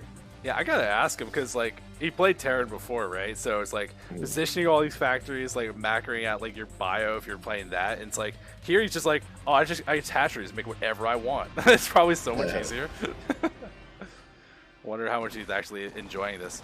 The eBay's gonna move out here, but see a lot of Hydras starting to set up a contain. So gotta be very careful how Queen wants to move out. Siege, but there's plenty of siege tanks available. Queens is about to finish as well, and Queen is going to start transitioning into getting some Goliaths as well. Has to build another eBay. Deathstar has to back off from these siege tanks, but you can see that Queen's going to have trouble getting on the map, getting anything done. Only real vision. How the one vulture? There's always one vulture that finds this angle, isn't there? Oh my god, I didn't even think that would work. I thought the sunk would hit there.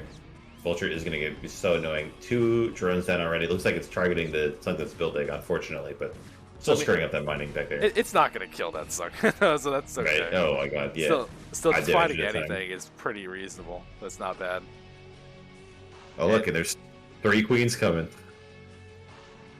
All right, so just like it's this like boring, well not boring, but it's like this like bland kind of like I'm just gonna make hydras and they're gonna be strong and he's just gonna sprinkle in some spawn broodling.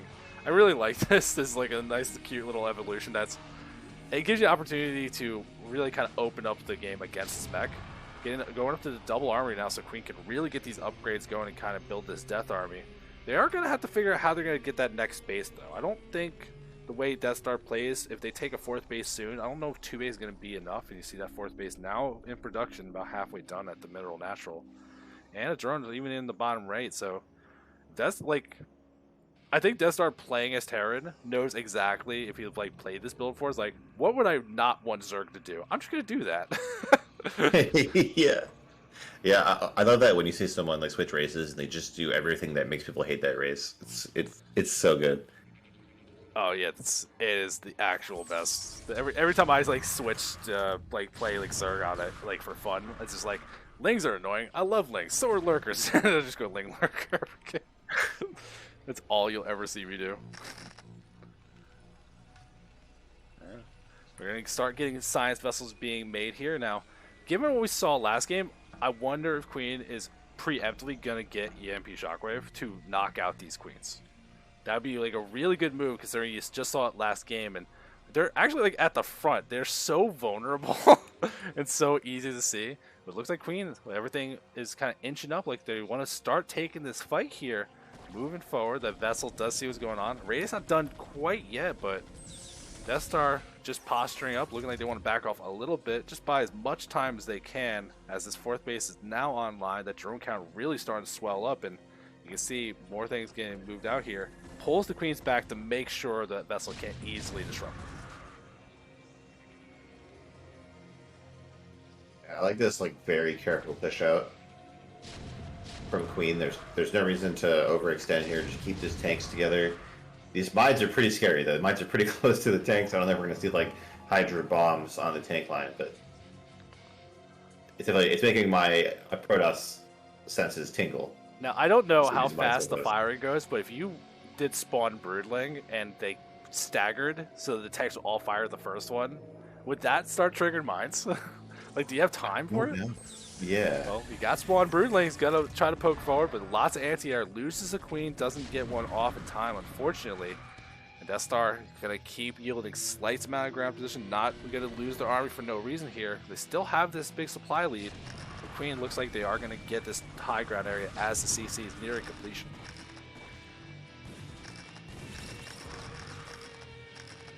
Yeah, managed to secure that with some more mines, and like the Deathstar just backing up here and taking some free hits to these mines and the siege tanks. So it's going very well for Queen right now. Like you see the supply, like I think Queen was behind in supply a minute or 2 ago with all the losses and with the constant production from Terran caught up. Yeah, I mean, you gotta take this next base though as Queen, because you can see Deathstar up to 5 bases now. They have drones, so you can take the 6th one down at the bottom as well, and really starting to build up some of these queens. The EMP Shockwave has been done. It looks like it might have landed a pretty decent one, but still a couple spawn broodlings available for these. So, but half of them did get reset back to 0, unfortunately. It's a huge hit to the Zerg, what they're trying to do here. Look at this, Queen is just continuing to slowly take the space. Looks pretty hard to attack into here. Yeah. I mean, I think Deathstar still has a good plan. They have plenty of drones. I don't like trying to force the attack in now, though. You see the Vultures actually going to move out along the bottom side. Maybe an opportunity for a flank, but finally going to get some value out of these Queens, kill off a couple tanks here. The Queen very slowly, methodically is building up those upgrades up to 1-1. Going to be on 2-2 soon enough here. And it looks like they will be able to secure this next base. The Vultures move out towards the bottom side, and there is not a whole lot of defense here at this base, so looks like we're going to see some more drones die for Deathstar. Vultures will not be stopped. There's more Vultures than there are drones at this base. Okay, can they kill a Sunk, though? Like, yeah, I guess they will they eventually. Yeah. But the second one, though. Yeah, so I think 2 Sunks might kill Infinity Vultures if they are going to do it, too. But, like, I guess all those drones, like, technically died when they had to make those creep penalties. Ooh, we have an Ultra Cavern. I've heard mixed things about Ultras against mech. I feel like they're just going to get blasted by the mines and tanks. Yeah, I think it's going to be difficult to get the value you're looking at them because, like, you take so much damage from things. But if the force ends up being a lot more Vultures and Goliaths than tanks, then I think they could be pretty good here. They're also this is good. I think to muscle in, maybe get some of these mines cleared out. I'm very surprised Deathstar didn't get the energy upgrade for his queens yet, though, because you want to like be able to build up to 250. That gets you a lot more energy to play with if you need to do other things. You don't want to. I think it's worth investing in. It won't get you 2 spawn broodlings, unfortunately, but I still think that would be a pretty good move. And I like that Deathstar is not like being baited into this attack. They are very slowly yielding, just buying as much time as they can. It's like you don't see a lot of players with the patience to do this kind of stuff, especially down tier 2. I'm very surprised. Yeah, I'm loving this game. Like it's like very careful play from both players here. Yeah, both sides on 2-2 upgrades as well. Queen, as like this game goes further on, if they can secure another gas base, I think that's the big thing we're looking for. Because you can see like this late game death army, like protoss doesn't like dealing with it. They have access to recall, stasis, all sorts of stuff. Yeah. Like Zerg definitely doesn't want to deal with this late game mech army. But Deathstar is going to take that 6th base, so you know, just keep trying to expand around the map. Going to be able to go into ultras now as well. And you can see those upgrades starting to kind of come online here. Only 1 vessel. I'm still surprised that's just the 1 vessel. Like you have a radiance that you could be using, like EMP, some of these spellcasters. So just the 1 seems so risky here. And ooh, gets another pretty good EMP. There's a couple still available that can go through, but the Goliath anti-air the best they can. Gets 2 tanks before it dies though. Nice trade there for Zerg. You have the Ultra starting to come out here. How are they going to fare against this giant ball of tanks? I feel like we saw the Defiler take off a while ago. I feel like Defiler is so good. Yeah, the Defiler's finally showing up here. Plague especially, like you can get a lot of good value out of like just landing Plague if you get some kind of decent attack. It's not like medics where you have to actually use SCVs and repair. I think this could work out pretty well here. So you see Adrenaline Glands on the way for these. Another EMP goes off, and you see really keeping these queens kind of low, but some of them still have a little bit of energy. They're going to be baited into a fight here, and that patience I was like praising for so long, I don't think this is going to be enough here. So many tanks at this point. Darkstorm is nice, but it's just not doing quite what you need because you just don't have that splash damage. Deathstar goes from a supply lead to now it was 20 down, but then just made the Ultralisk key a bunch of times and caught right back up. Yeah. A classic Zerg, like bank up a ton of resources and then make several ultras and spend it all. Yeah.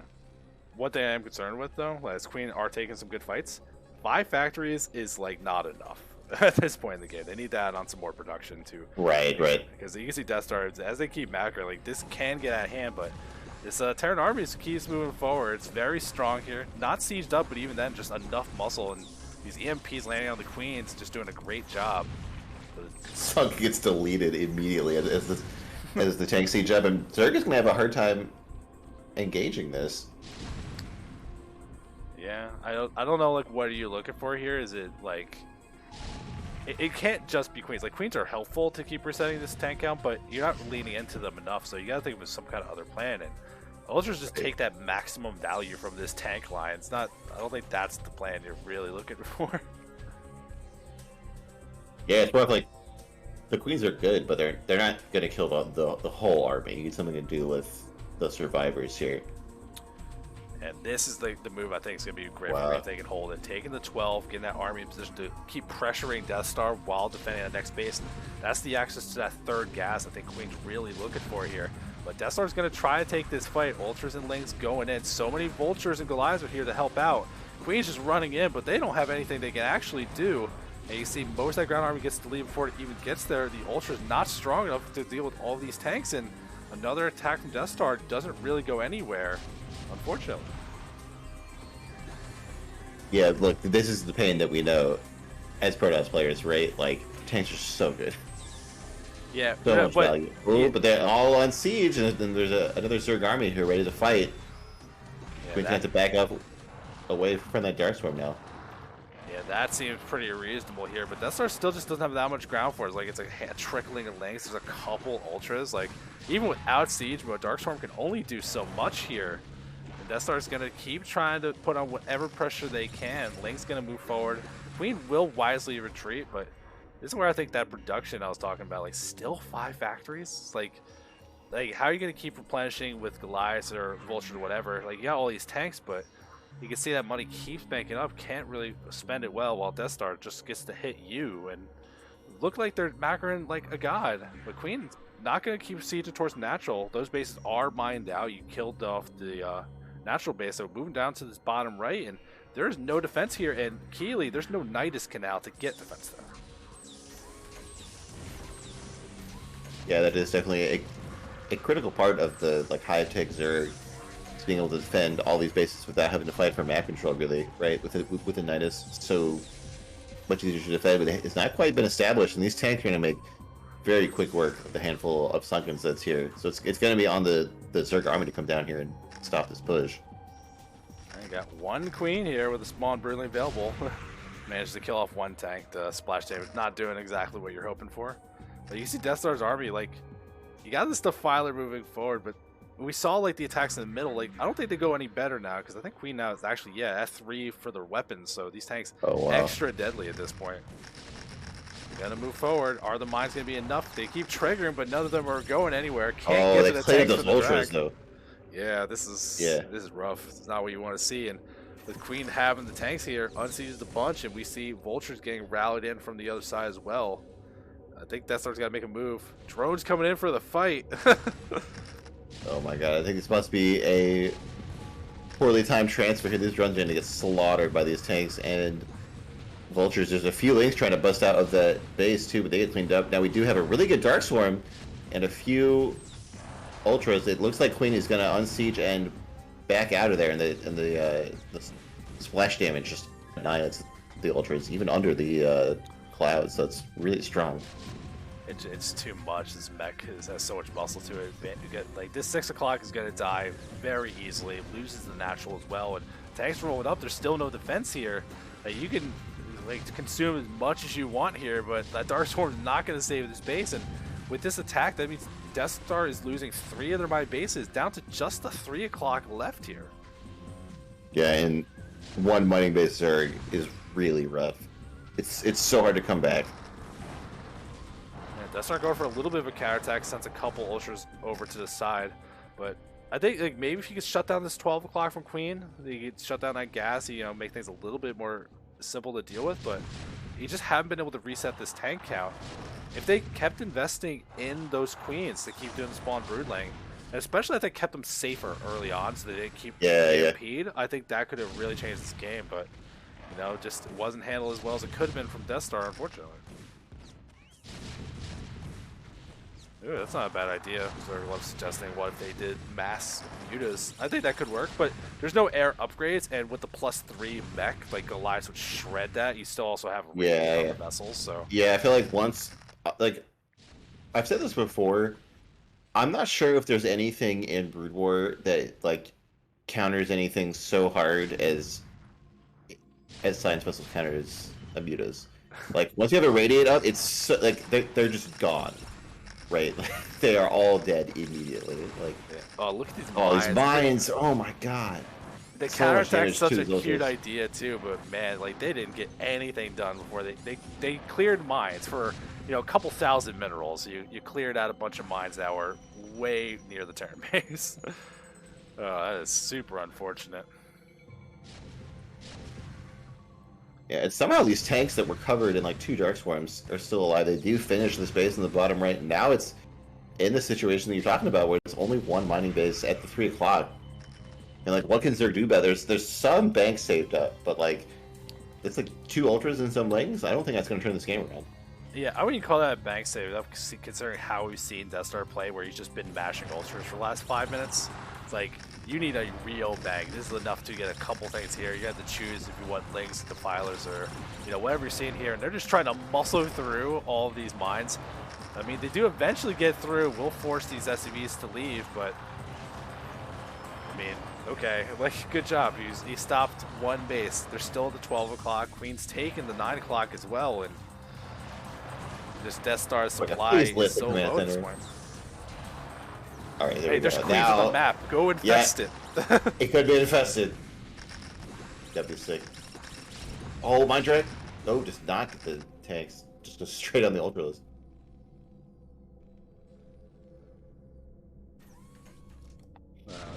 This is so gross, and like this, like, I think why a lot of people think Queen likes doing mech, and if you're just used to playing it, you're willing to play that slow game. Like, this army gets so out of control in the late games. Like, you just gotta hold on. Like, the ride getting there might be difficult, but once you get there, it's like, it's so hard to deal with this stuff. I completely understand it.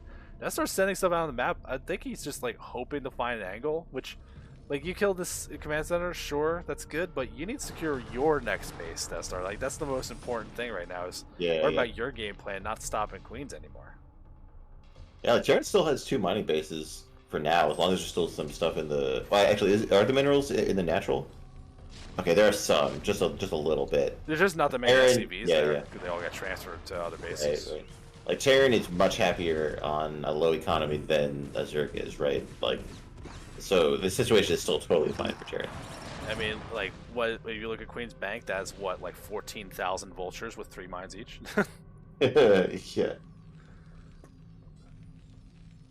Just continuing to expand, trying to find more places on the map, trying to spread this small Zerg army really thin here. Yeah, I mean, it makes sense to me. Queen even trying to scan around, see if there's something they need to know about here, which that was the check of this expansion, which Deathstar did not retake. Ooh, it is infested. He did it. Oh my god, let's go. Let's go. We got the infested command center. Please actually make an infested Terran. I don't understand why Zerg's still in this game. This is why Zerg's still in this game, right here. Exactly. You ever see that in Carbot, though? I feel like no one's ever seen it. It is cute. It is so adorable. No, I've not actually seen it. Drones getting evacuated in some form. Maybe that'll be the move. Still hasn't landed. Like, use this thing. If you infest it, you gotta use it. Like, come on. Like, you gotta at least do something.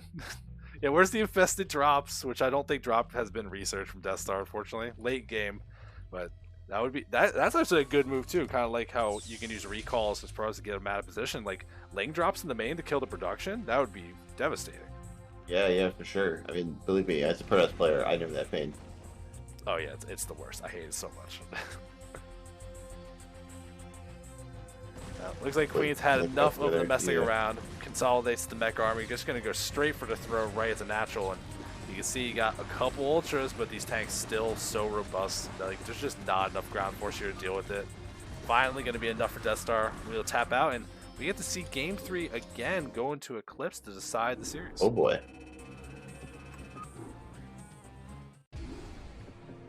I'll be back in like 5 seconds, but you can keep going.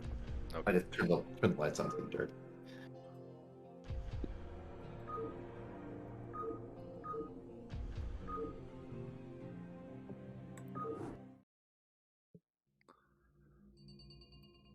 He said, I keep going, and keep going I shall. We're on Eclipse now, which is actually the Bombastic Star Elite Bombastic Eclipse, because why would you use the maps we put in our map pack? Come on, guys. In the top right, in the Navy Terran, it is Queen. In the bottom left, in the Orange Zerg, it's Deathstar.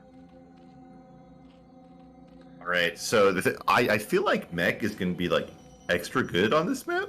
Like, Mech loves, like, being able to split the map, right? And like we've seen like Queen like really stick it out to the late game, not make any big risks, right? Like I this seems good for Queen. I mean, think about it from the other way. When you're on a map like this, there's not like polypoid where there's like a million bases to take where you can just macro your way out of it. Deathstar is going to be a lot more selective about how they spend their money because you just have less access to expansions you could take. Yeah. And with that depot being built at the ramp, I think Queen is going for the Beck opening again. We'll see if Deathstar wants to do something different, maybe to put some pressure on, because like the way they play the macro, yeah, you can see it in there. Which you won that game. It looked great. Yeah, hold on. You Hold can't complain to your opponent after you win a game in your match. But dude, like I've done that so much in practice. Like won a game and I'm like, oh god, that was so bad. I mean, come on. Are you even a StarCraft player if you don't acknowledge that you are terrible at StarCraft regardless of your skill level? It's the biggest problem this scene has. It drives me insane. It's like, oh, I'm terrible. It's like, bruh, you're like top 1%. You're like top like 0.1% of like this country, and you're like, I'm awful. It's like, yeah, because you're not Flash. Get out of here. So you're into like fighting games too, right? Is it like that Yes. in the fighting game community too, where like the player will like win the national tournament and be like, oh yeah, I'm trash. Well, so it won't be that, but it will be like players as like, let's say for like if they were like A tier on the ladder, like an A tier like fighting game player, they would be, oh, I am so bad at this game. I'm just awful. It's like you're not so bad at this game. Like you've never seen so bad at this game because you haven't like played casually in a decade. You have no idea what bad could be. I think like every competitive scene has those people. That's like, Yeah. they just like, no, you put in so much work. It's like you were way beyond what a casual player is, and you just do not remember at this point. And I think that's so harmful for like new player growth. It's like if you're a god to a casual player and you're so bad, it's like, well, what are they? Like total complete garbage? Like why even try to learn the game? It's a bad mindset. I really wish people would stop having it. Yeah. I know what you mean. Now look at this, a little bit of an adaptation. Deathstar actually does a drone scout this time, gets in, sees the gas. So, I mean, you see the factory, you see gas still being mined. It's the same thing you've been dealing with this entire series from Deathstar. And it's going to be up to him to make some kind of decision. This is actually very much what we saw last time, another 2-factory opening. Yeah, I'm kind of like, it felt like the second factory was like unnecessary for the drop, right? Yeah. Like, oh, is this going to be drop again? Yeah, I see Max's comment chat too. It's funny. Yeah, freaking self-hate cheesers. Exactly. Max actually gets it. Oh, yeah, I think we are going to see the same thing. So I want to see something different from Deathstar. It is still 3 hatchery play, but this one's actually be taken at another base, which, if you're worried about drops or vultures, it does make the defense more difficult to deal with. So that is a little bit of a concern. We'll see. Like, I think the defense for Deathstar was pretty okay. The speed where he gets the Hydras to kind of help out with things, I think that is like working out reasonably enough. It's really that mid game, either like more of a commitment to going queens, or maybe like early on try mutas, force them to build Goliaths instead of tanks. That could be like something you can maybe do, even if it's not a big commitment to mutas, just enough to make them respect it. We'll see what it ends up being here for Deathstar, though. Is that 3 factories of one that is? Sure is, buddy. Oh my god. And army going through. So actually, yo, this is different. Look at this. Oh yeah, this is like different. one-base Goliath build, right?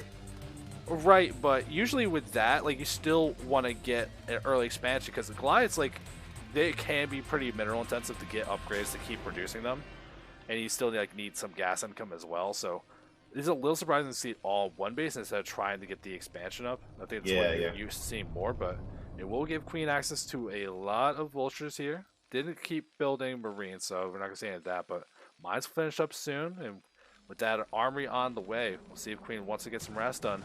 SCV is going to poke out. Only see 2 lings on the map, and I think it doesn't get stopped till it gets to the base and sees that their sunk gets made. We'll wonder if it actually turns to see if their base taken at the 3rd. That'd be actually pretty good intel. Yeah, it's just gonna be hard for Start to defend on both fronts. Ooh, and it's tanks. And it's +1 attack? What is this 1 base 3 factory +1 attack? Oh my god.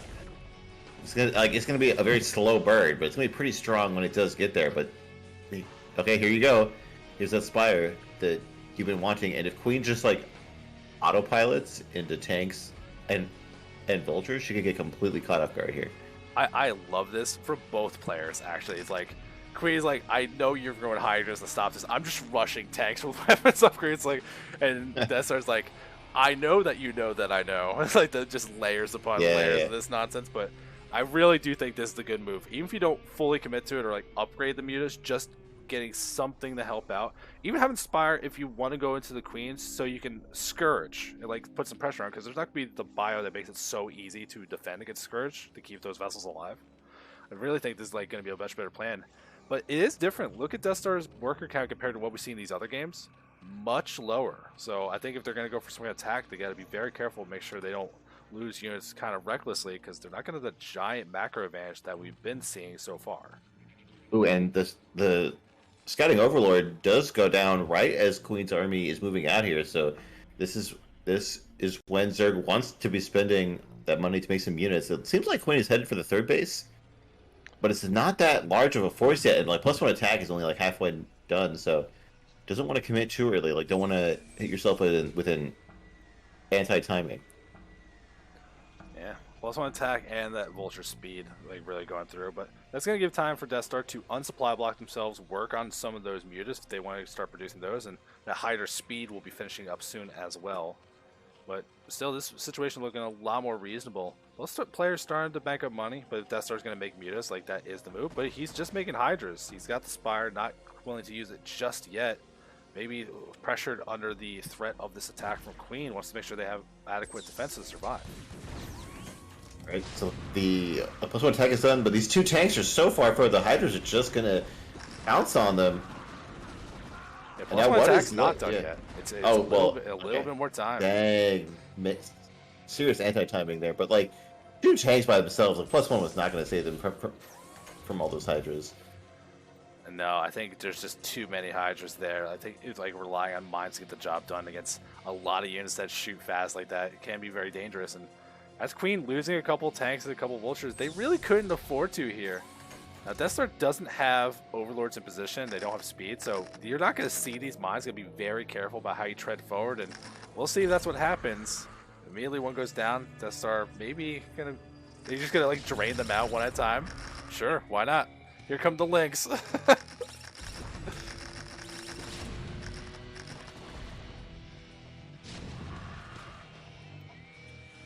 Well, the Queen is going to hold on for a little bit there. That these speed vultures do make it to the 3rd, but there's 2 sunks, and the vultures get.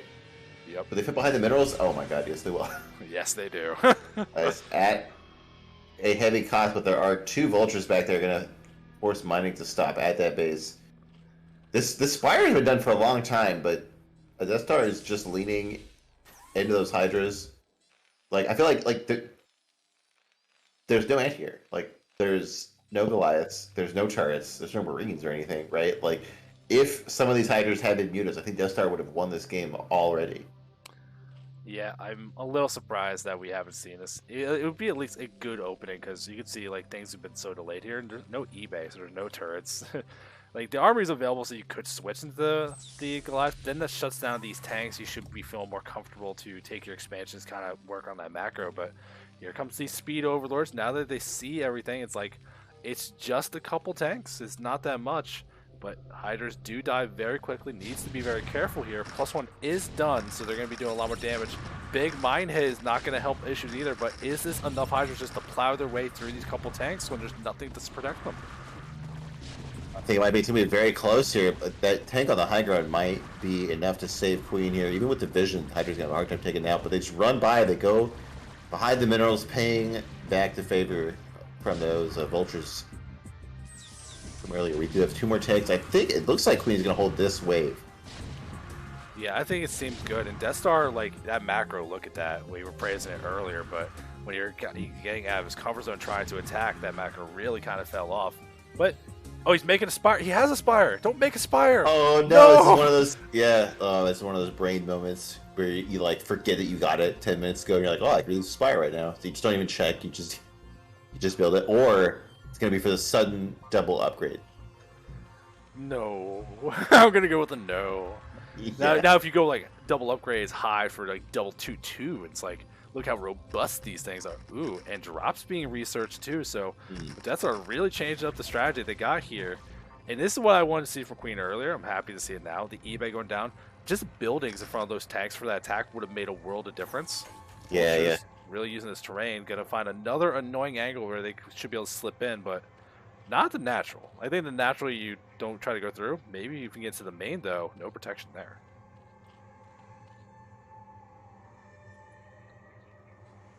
Camouflage is going to move forward. We got another vulture on the map. I think Deathstar doing a lot better to make sure there's Sunkets to help protect against things. And Mutas are in production after that second Spire finished. Oh, it got canceled. Thank God. So he did notice. Good. Got it. Nice. Yeah. Look at that. 11 mutas coming. The turrets are just now coming up, but like 2 turrets is not going to stop these mutas, right? Like this is going to look pretty scary pretty quickly, I think. Yeah, and I mean, especially since, like, if you look around, no academy, there's no scan. The Queen doesn't know there's a Spire, doesn't know that Jameer is on the way. So, like, this is just, you know, like, just some kind of anti. This is probably more for Overlords than anything. Ooh, here's the flock going to move forward, and there's nothing here. They're finally going to add in a couple glides here. They have +1. Armor's about to finish, but that's just not that much anti-air. And here come 11 mutas to see what they can get going through here. Immediately going on the turrets. Only a couple of glides worth of anti-air. That means all these tanks are in very desperate trouble. No, I think this might be the end of Queen here. Like, I think it's just going to be checkmate if the entire army dies. It is massive Goliath in production, but once you kill off these tanks, then the Hydras can come in behind and kind of keep going through here. Now, how many mutas are left at this point? Looks like they're starting to get bruised up, but still none of them actually died. So still maximum DPS. Look how much damage this has done. The muta switch is exactly what Deathstar needed to open this game up. Even with the macro falling apart back at home, it doesn't matter. This is exactly what he needed. Yeah, these mutas are, I think, they might just close out the game. That we do have a bunch of Goliath spawning. They do manage to clean up all of those wounded mutas. Wow, I cannot believe that went so well for Terran there. Yeah, but and Deathstar's not adding more behind it. Like, he went into Hydra production afterwards, so now there's no more tanks. If Queen just keeps investing in these Goliaths, like, this is the old switcheroo, and it's not going to be, it's going to be hard to deal with here. Hydra's pushing forward. Armor's about to finish. No weapons upgrades, though, so that ship weapons, or the armor plating, will at least make this a little bit harder to go through. And this, I think there's a giant window for Deathstar to keep the pressure up, but that macro really falling off here, now we're seeing the effects of it. Yeah, I mean, if all that money had been spent on Hydras, then this game, or anything, this game could have been cleaned up already, but it's going to be very close right now. These Goliaths and these SCVs trying to keep Queen in the game. Yeah, I mean, a couple tanks are going to go through. Sieging up at the top should be enough to repel this, but Deathstar did a lot of damage here. Now back up on the worker lead, a little bit of a supply lead, but you didn't kill the natural. Like, you killed a lot of units, you reset things, but the Queen still has plenty of factories. This is as many as they had last game to produce their army. And Deathstar kind of revealed their play that they have a variety of stuff. If Queen gets 2 science vessels and irradiate, that I think this will become a little more difficult to deal with. Deathstar is going to keep trying to attack, but this is just very small forces. If they can keep these tanks off the field, I guess it could work out, but a little surprised to see the aggression still kind of going forward instead of just taking a 4th base, which might be a little bit safer of a move. Yeah, I mean, there's definitely situations where, like, a player will flip the switch to go on the attack and just never put it back. Like, just continue to rally units there for the rest of the game. Yeah, it's not a switch. It's one of those, like, in case of emergency, break glass. Yeah. But you can't unbreak the glass. Yeah, and like you see, like, at this point, the tanks are starting to accumulate up at the high ground, so, like, 5 Hydras rolling in one at a time. They are going to be able to get some SCV kills to stop mining at the natural again, but Deathstar didn't manage to take a 4th base behind it. You can look at the tech. There's a hatchery being made, but like no hive tech, no queen's nest on the way either. Yeah. He's just going back to building some normal units, which, given all the damage, like we're down to 55 to 52. Like this isn't as good for Deathstar as it could be. He's got plenty of bank. That's like the best thing about this spot right now. Yeah, I mean, like these like small trades, like it's pretty much what Terran wants, right? Like, I think we've seen like 20 Hydras die in one tank. Queen's even gonna take this extra time. We just see a CC being made in the front as part of the. Okay. Right. I mean, that is a robust wall. Yeah. Seeing a lot of extra hatcheries go down in the second Evo for more upgrades, but you're right, like we don't see any hive tech. We don't see a fourth base. We do see a Mutas coming back though. And again, like it doesn't look like there's a ton of anti-air for Terran. Yeah, I think Queen has to keep that balance in mind. It's like, is it Hydras or Mutas? Do I make tanks or Goliaths? And I think we're seeing now, like, building up as much Goliaths as you can without stopping the tank production on those two machine shopped ones. But you can see Queen's money, like, that is really falling down here. Like, you can see the damage that lose the mining at the natural really started to cause, I think, at some point. We'll see if Queen can secure that third base. This low ground CC, like, it's got the fly to the 12. It's going to be pretty weird here. Deathstar is starting to build up a decent amount of force. A lot of Mutas. That's more than the group, I think. Or maybe exactly group. Gotta move forward. And those tanks have barely any anti-air. No turrets. Oh barely no, Goliaths. there's no Goliaths, there's no turrets, there's no science vessel or anything. I think these Mutas again are going to get a ton of damage here. Yeah, the tanks are just not going to do enough. One Muta goes down, but 11 still remain. And this is so good at this point.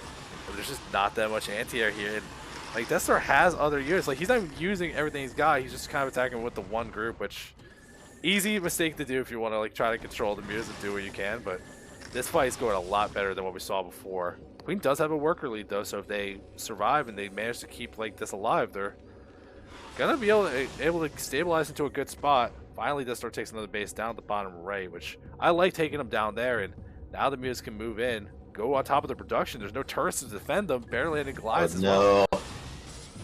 So main base, yeah. There's no turrets in the entire main base. Mutas can do whatever they want right now. Yeah, this is pretty good, and you can see even here. Oh, it's just Overlord. So I was like, oh, the light users are pulling up. It's like they detect, sure. Yeah. They can blot out the sun. My BGH strategy, yes. You just cover up everything so they can't micro. That's what I did back in the day in like high school when we played Oh my BGH. I just like no one knows how to use hockey, so I'm just gonna make a lot of Overlords. They're free. I can make infinite of them. Oh my god, genius. How do these beauties keep getting cleaned up by like a handful of Goliaths? Oh my god. Like Deathstar is not like really target firing them to kill them on spawn. Yeah. It's still pretty robust. The hatchery down at the bottom, like vultures are gonna at least stop that, so damage will eventually happen, but there we go. More army from Deathstar. He keeps accumulating. More Hydra are gonna build up, and we're seeing even like the Mutas keep like getting mixed in, so Queen can't just commit to one kind of defense. And Right. at some point, like these Hydras are gonna go to action, right? You can't just keep. Oh no. Oh, there's all that anti-air, but here's the Hydras and only one tank available. Command Center gets up and then goes right back down. It's going to form a very nice wall here. Hydra's going to struggle to get through that, but I think it's just too much. I think that one tank is not going to be enough to hold off here. Hydras do bust their way. And is this the end? We've been saying this like for a while now, but now these Hydras are going to be a lot harder to push out of this space than those Mutas were, I think. Yeah, we got the GG, so There you go. Deathstar holding on. That's the tech switch in game 3 manages to be the game-winning move, and Deathstar Zerg 2-1 against Queen, and like I was saying, it's like he's got the macro. Like he gets like a better handle on what builds he wants to do. Like his Zerg's gonna be scary as hell. Oh yeah, for sure. I really liked like the builds that we saw in this series. Like they were both pretty unique, but like not like bizarre. Like you could see what they were going for. And we got to see some cool stuff like Queens kill tanks and infested command centers. We saw 2-port Wraith. Like that was a fun series.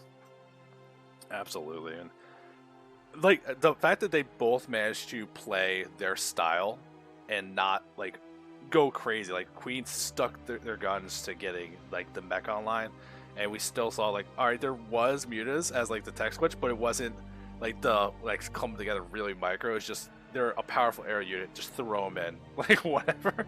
Yeah.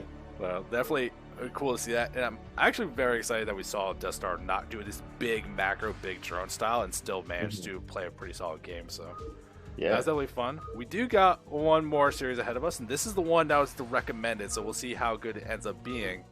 ZVP to close out the night as we go into our last one of the day. Back on butter in the top right in the red Zerg, it's Effay. And the bottom right in the green Protoss, it's NicePants. And again, this is a substitution. I think it was supposed to be Escalade playing this. Yeah, Being that sounds right. Yeah.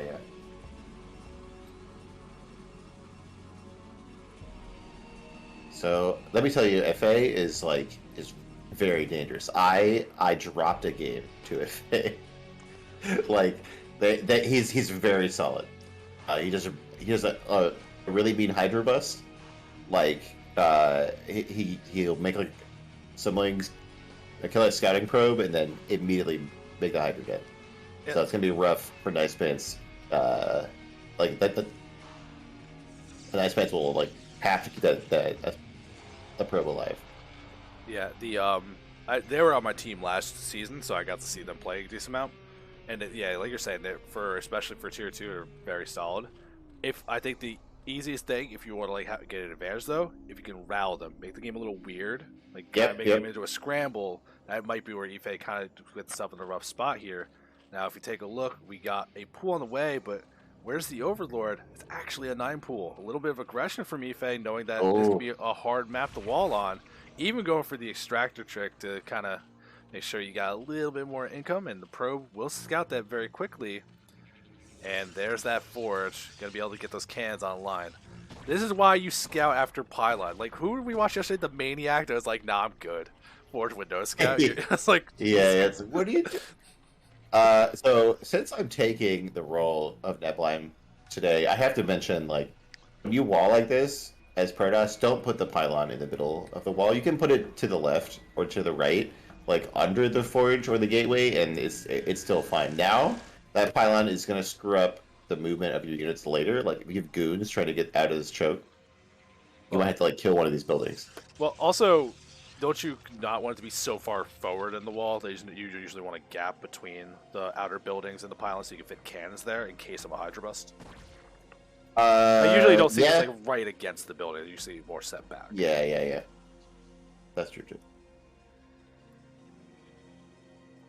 Well, 9 pool is going to produce 6 links, as you would expect, and NicePants only making 1 cannon, hasn't pulled probes yet, and without the gateway, like, it's not something you can easily clog up with probes, but Effay not immediately jumping the gun and running across the map as fast as they can. Could be an opportunity, but no probes pulled, no gateway being made. I don't know. This is dangerous. This is so dangerous.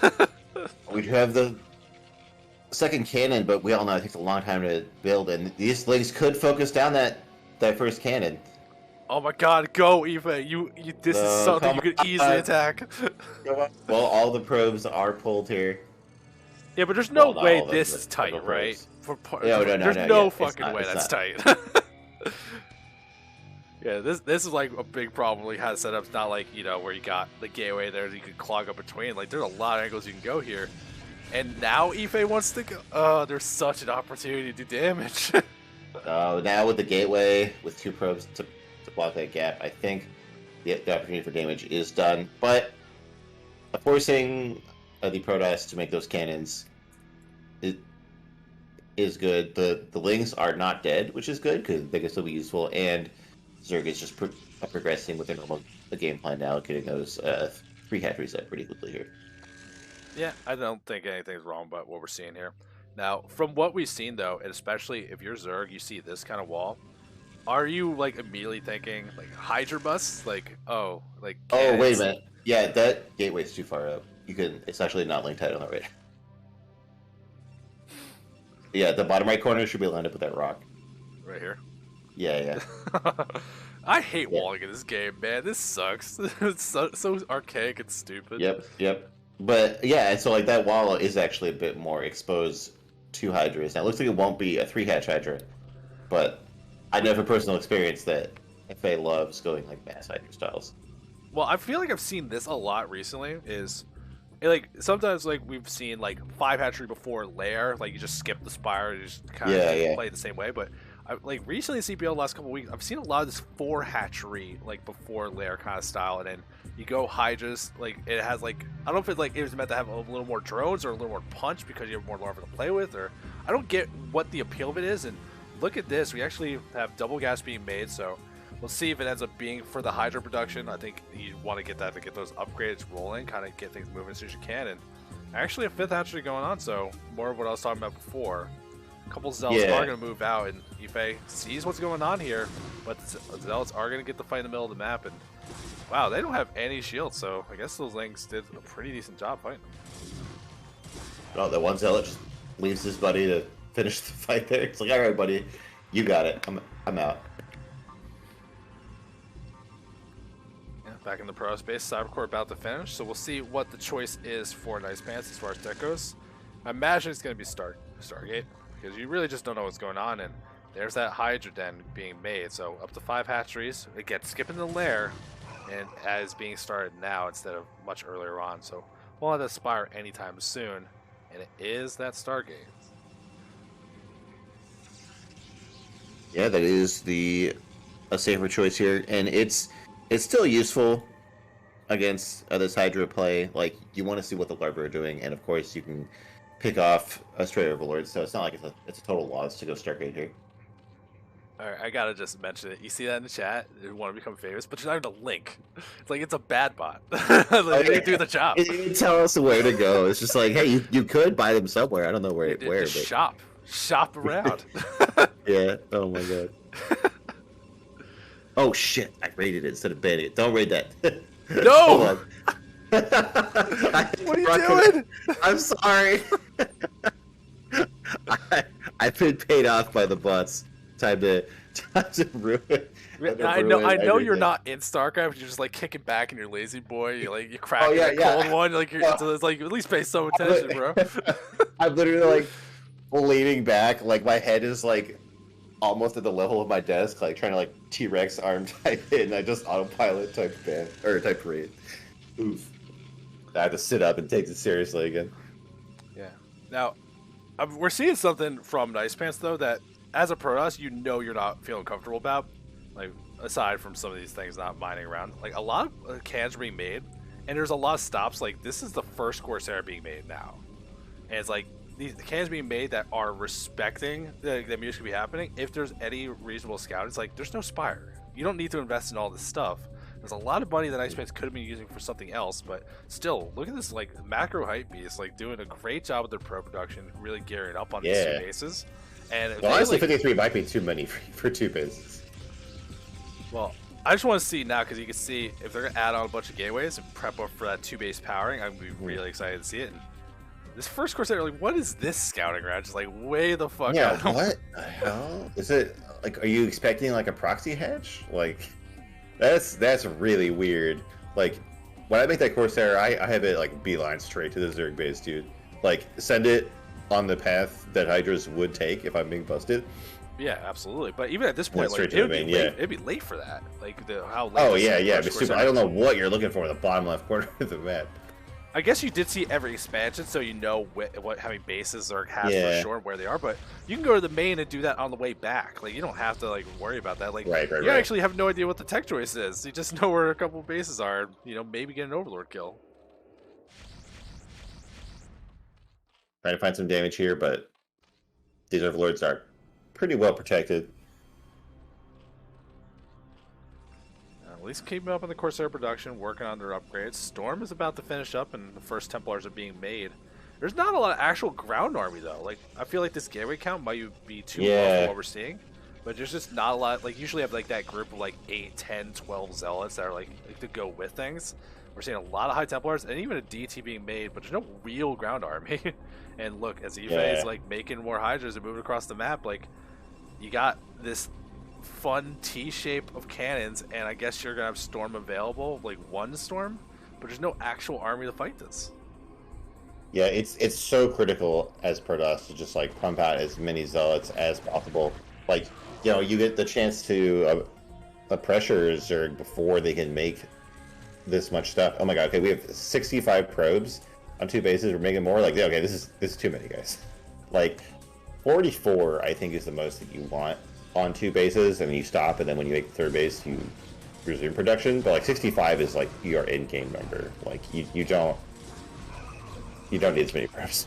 Yeah, you can see the supplies are even, but there's a 30 worker difference. So that means Zerg has Right. shit ton more effective army, and the siege will be getting up at the front. Going to be able to kill that forge, that +1, or was that +2 probably, yeah, right? +2 probably. Yeah, +2 weapons does get canceled off. Does bait out Storm, does take too much damage from us, but like even his army is intimidating and keeps rallying more forward here. 71 probes. Come on, NicePants. Stop. Stop. Stop. Oh my god! Eventually, you can have 200 probes and just aim with them all at the Zerg. Like the sickest drill that you've ever seen. A maxed out probe drill.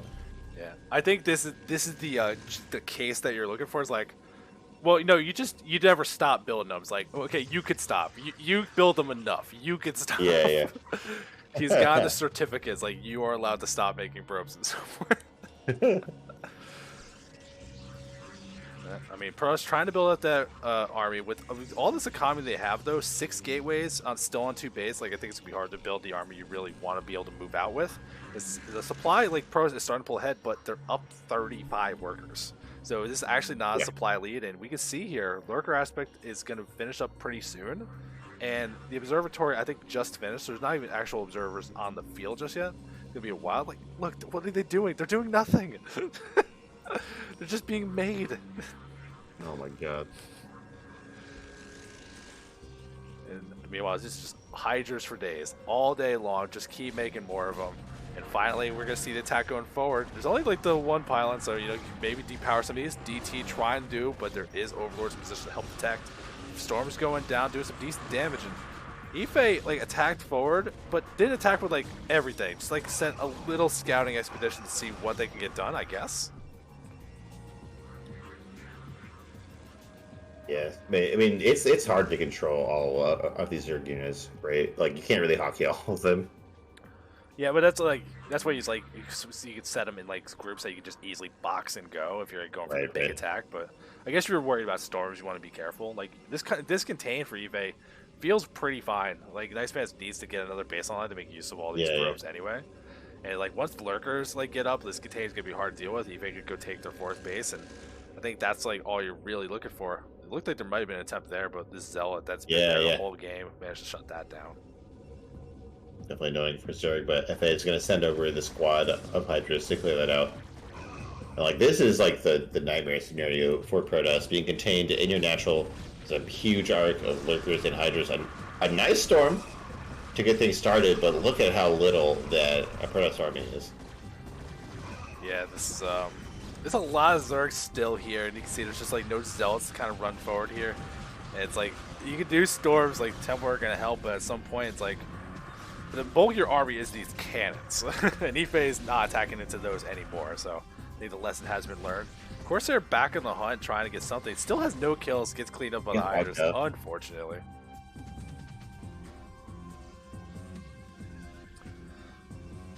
This is just heartbreaking to see. There's a support bay below the Robo. Oh yeah, there is a support bay. Like, I feel like Reaver is like, not a bad idea. Would be really good, but like, we haven't seen one yet, and Protoss army is still gonna be really small. So I'm really worried for NicePants here. Yeah, you can see these bases are gonna mine out minerals at some point as well. It's just hilarious to me, just staring at these pros. Like, you made a bunch, like just send them on the patches if nothing else. If you get enough splash damage, I think NicePants might be able to break out here. But you're gonna have to like kill a bunch of these cannons to like actually effectively move. Yep. 1 shuttle with 1 Templar, Oh my god, where are you gonna go with that? Like, well, that's like, it's gonna feel. I mean, I guess there's not that many drones. Like, there's already. Yeah, this seems like a good huge spot. Probably, yeah. Which Lings are trying to spot it, but I think Threads to Neil doesn't actually get seen here. And there was the Corsair over there that died, but at least has an idea what is available. Looks like NicePants thinking about moving out. Kills his own observer. Not in the mood for that Oh, guy. no. He sucks. These guys are good. That one sucked. He's a traitor. Gotta thin the herd. You gotta breed only the best observers. Yeah. I mean, NicePants has been doing a good job trying to macro up. That supply lead is growing, and Effay is taking the 4th base, but it's not online just yet. We'll see if this is going to be enough for the move out. Hey, there are those Reavers we're talking about. But this is a very spread out, very big concave. I think even trying to get in a spot where you can attack this is going to be very difficult. But it looks like NicePants is going to try and move forward here. Shuttles up in the top left, hasn't been engaged to do anything just yet. Reavers, I guess they're trying to do what they can, but like you can't even really see these lurkers. Finally, the observer's going to move forward enough. Effay not trying to collapse on this and like try to fight this army straight up. So actually taking some pretty big damage here. Yeah, these, like, most of these Hydras are just chilling in the back. We do have that Storm Drop at the 3rd base, gets a bunch of drones, but there we go. Now that the whole army is being pulled, the Goons have been thinned out, and the Hydra and the Reavers, rather, are going to get picked off. And look how much army was just back here not involved because the cans are away, couldn't even move out there. And that sucks to lose all the splash damage like that. The Storm Drop was nice. It does knock down the drone count for Effay pretty significantly. So if NicePants can get out of here, Effay is actually going to be in some pretty big trouble. Because NicePants can just go freely take that next space. They have so many workers to play with. But the main is mined out just now. The Natural's going to mine out soon. He's got to get out of this soon. Yeah, for sure. It seems like NicePants wait, oh my god, look at the supply for Zerg. What happened? I mean, no. It's been this fight. And like losing those drones up on the side, like this big contain. No, Effay never really collapsed. This is really gonna happen. Yeah, this is really happening. Oh my god, guys, Protoss really is broken. We nerf Protoss. What? What is happening? I guess the plan is just make 75 probes and then eventually bust out and go kill Zerg. Wow. I mean, like that giant spread Effay had, like that big contain. It's not a contain if you don't collapse and punish them for trying to break through it. You just ate the damage. Right. Yep. It's time for NicePants to triple expand, but look at this, not an option. Mined out in the natural. Oh my god, no money. Mined out? He has to win. He has to actually win with this. Yeah. Oh my god, I'm trying to long distance mine on this map. It's so open. But like, what is so? There's like 6 Hydras coming. I think this army can kill 6 Hydras. Like, there's not a huge drone count for Zerg, like we were saying. So it's gonna be hard to rebuild here. He lost that Templar for the harassment.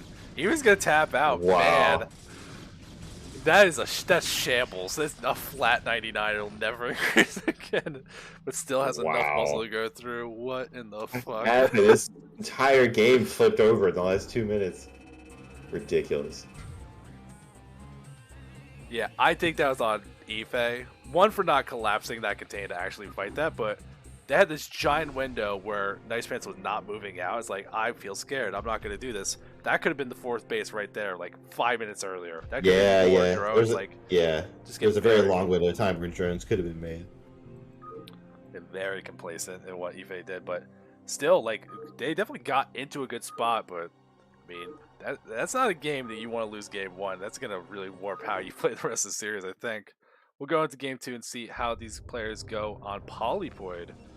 In the top right, let's see, did they top respond? They did. We're going to finally look at these more different colors. In the top right, in the red Protoss, it's NicePants. And the bottom left, in the blue Zerg, it's Effay.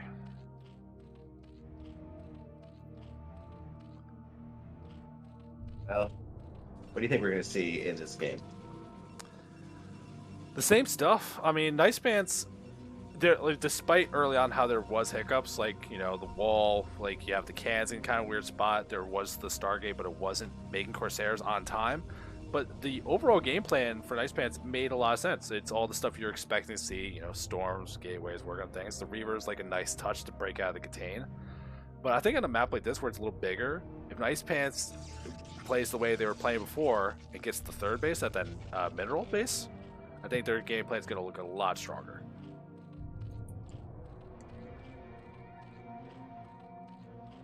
Yeah. Yeah, it didn't look like. Oh, is it 9 pool again? Was there a 9 pool again. Oh, okay. So I don't. I'm trying to figure out if this is better or worse on a 4-player map. Like, because it's less likely to be scouted. Also, you're less likely to find your opponent to send the links at them. Well, remember the first game? The only reason the 9 pool didn't kill the can and just start causing chaos is because Effay didn't want to. Right. Like, so I think you get to that game, like, if you want to, you're scared of the late game from how your opponent played it. Like, you're worried about what happened in that game. 9 pool I like as a move because it should be able to get you into a good spot. It just actually pulled the trigger on the attack. And we do see it as a forge, and he is trying to scout around. Actually, NicePants doing the smart thing. You don't find them immediately, send the second probe. You have to find them. You have to know what's going on here to make sure you have defensive time.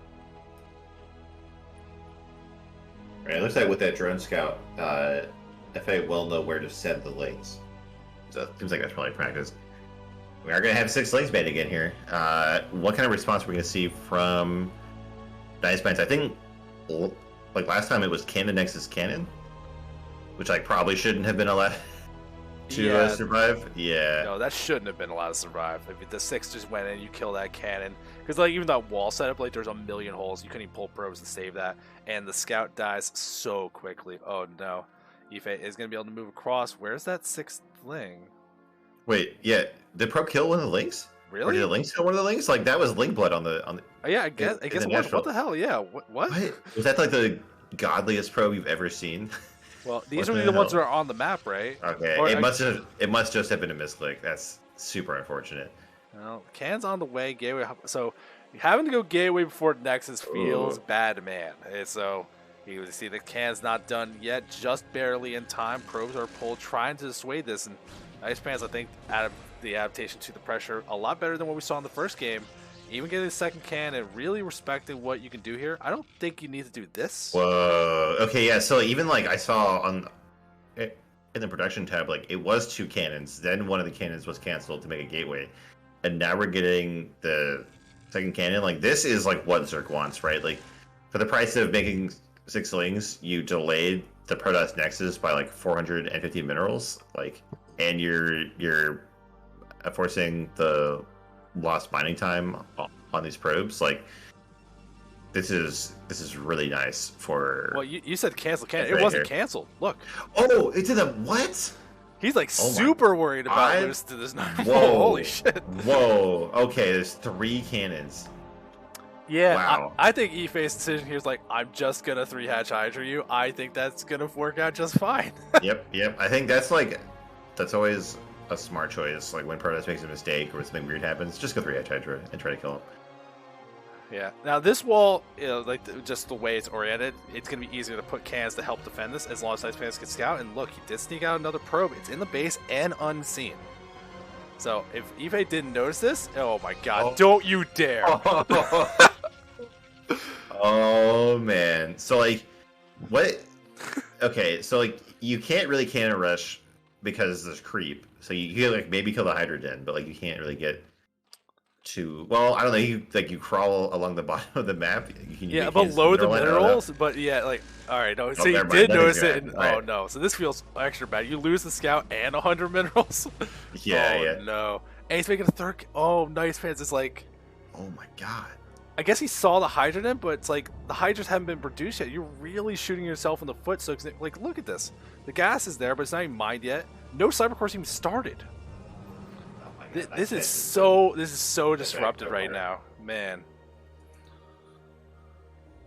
Yeah, and I think Refrigerator has the right idea. Like I think NicePants misread it, thought it was like a 6 pool or something, like or like a 4 pool. I don't know. And so, like, in that scenario, you do get your cannon in the main. So I think maybe that's what happened there. There was just a panic and a misread of what pool it is. Yeah, I mean, it happens to everyone. But again, to reiterate a little bit of this question in the chat about what tier is tier 2, it's about 1350 to 1550 MMR. But NicePants is playing as a substitute player. That is a big thing to remember, especially with that game board. Which I don't remember what race they play is mainly. I don't know if they are just like alternators, like I can play Protoss, whatever. I think NicePants is Protoss. I'm not 100% sure offhand. It'd be very impressive if they weren't. I can look them up in the CPL Discord. Let's see. Let's find out. Let's get the facts.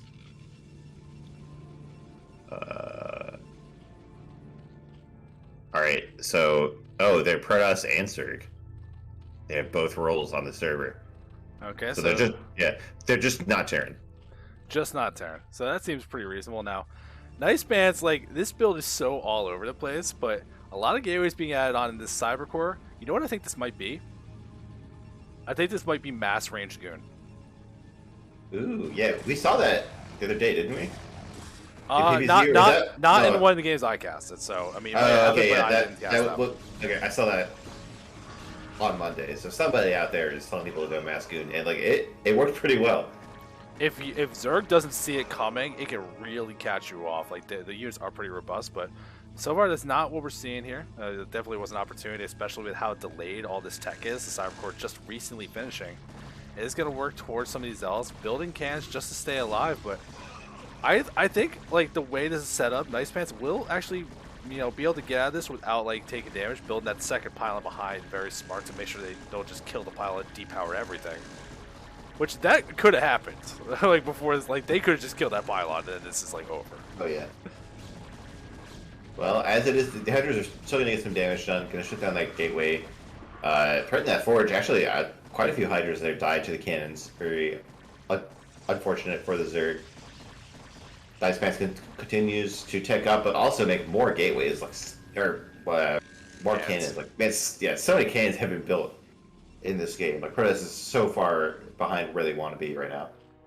Yeah, and look at Effay and the production. They're doing the most annoying thing you do with 3-Hatch Hydras. You'd be like, all right, I get it, and just switch the drones. Yep. It's like you think the attack's still coming. We're seeing the tech towards lurkers now, extra hatcheries being made, and even we could just transition out of this. Like, all these cans that have been made, like, you have done the damage if you killed absolutely nothing. Like, you have done exactly what you wanted to do here. Range is on the way, adding forges and pylons, so it looked like NicePants really going to make this kind of robust ground army that we saw before, and really working on a lot of these goons. I think with this Robos to get an observer, like, this, could gear up for a decent army, and Effay hasn't seen a Corsair, maybe realizing that is actually going to go Spire here.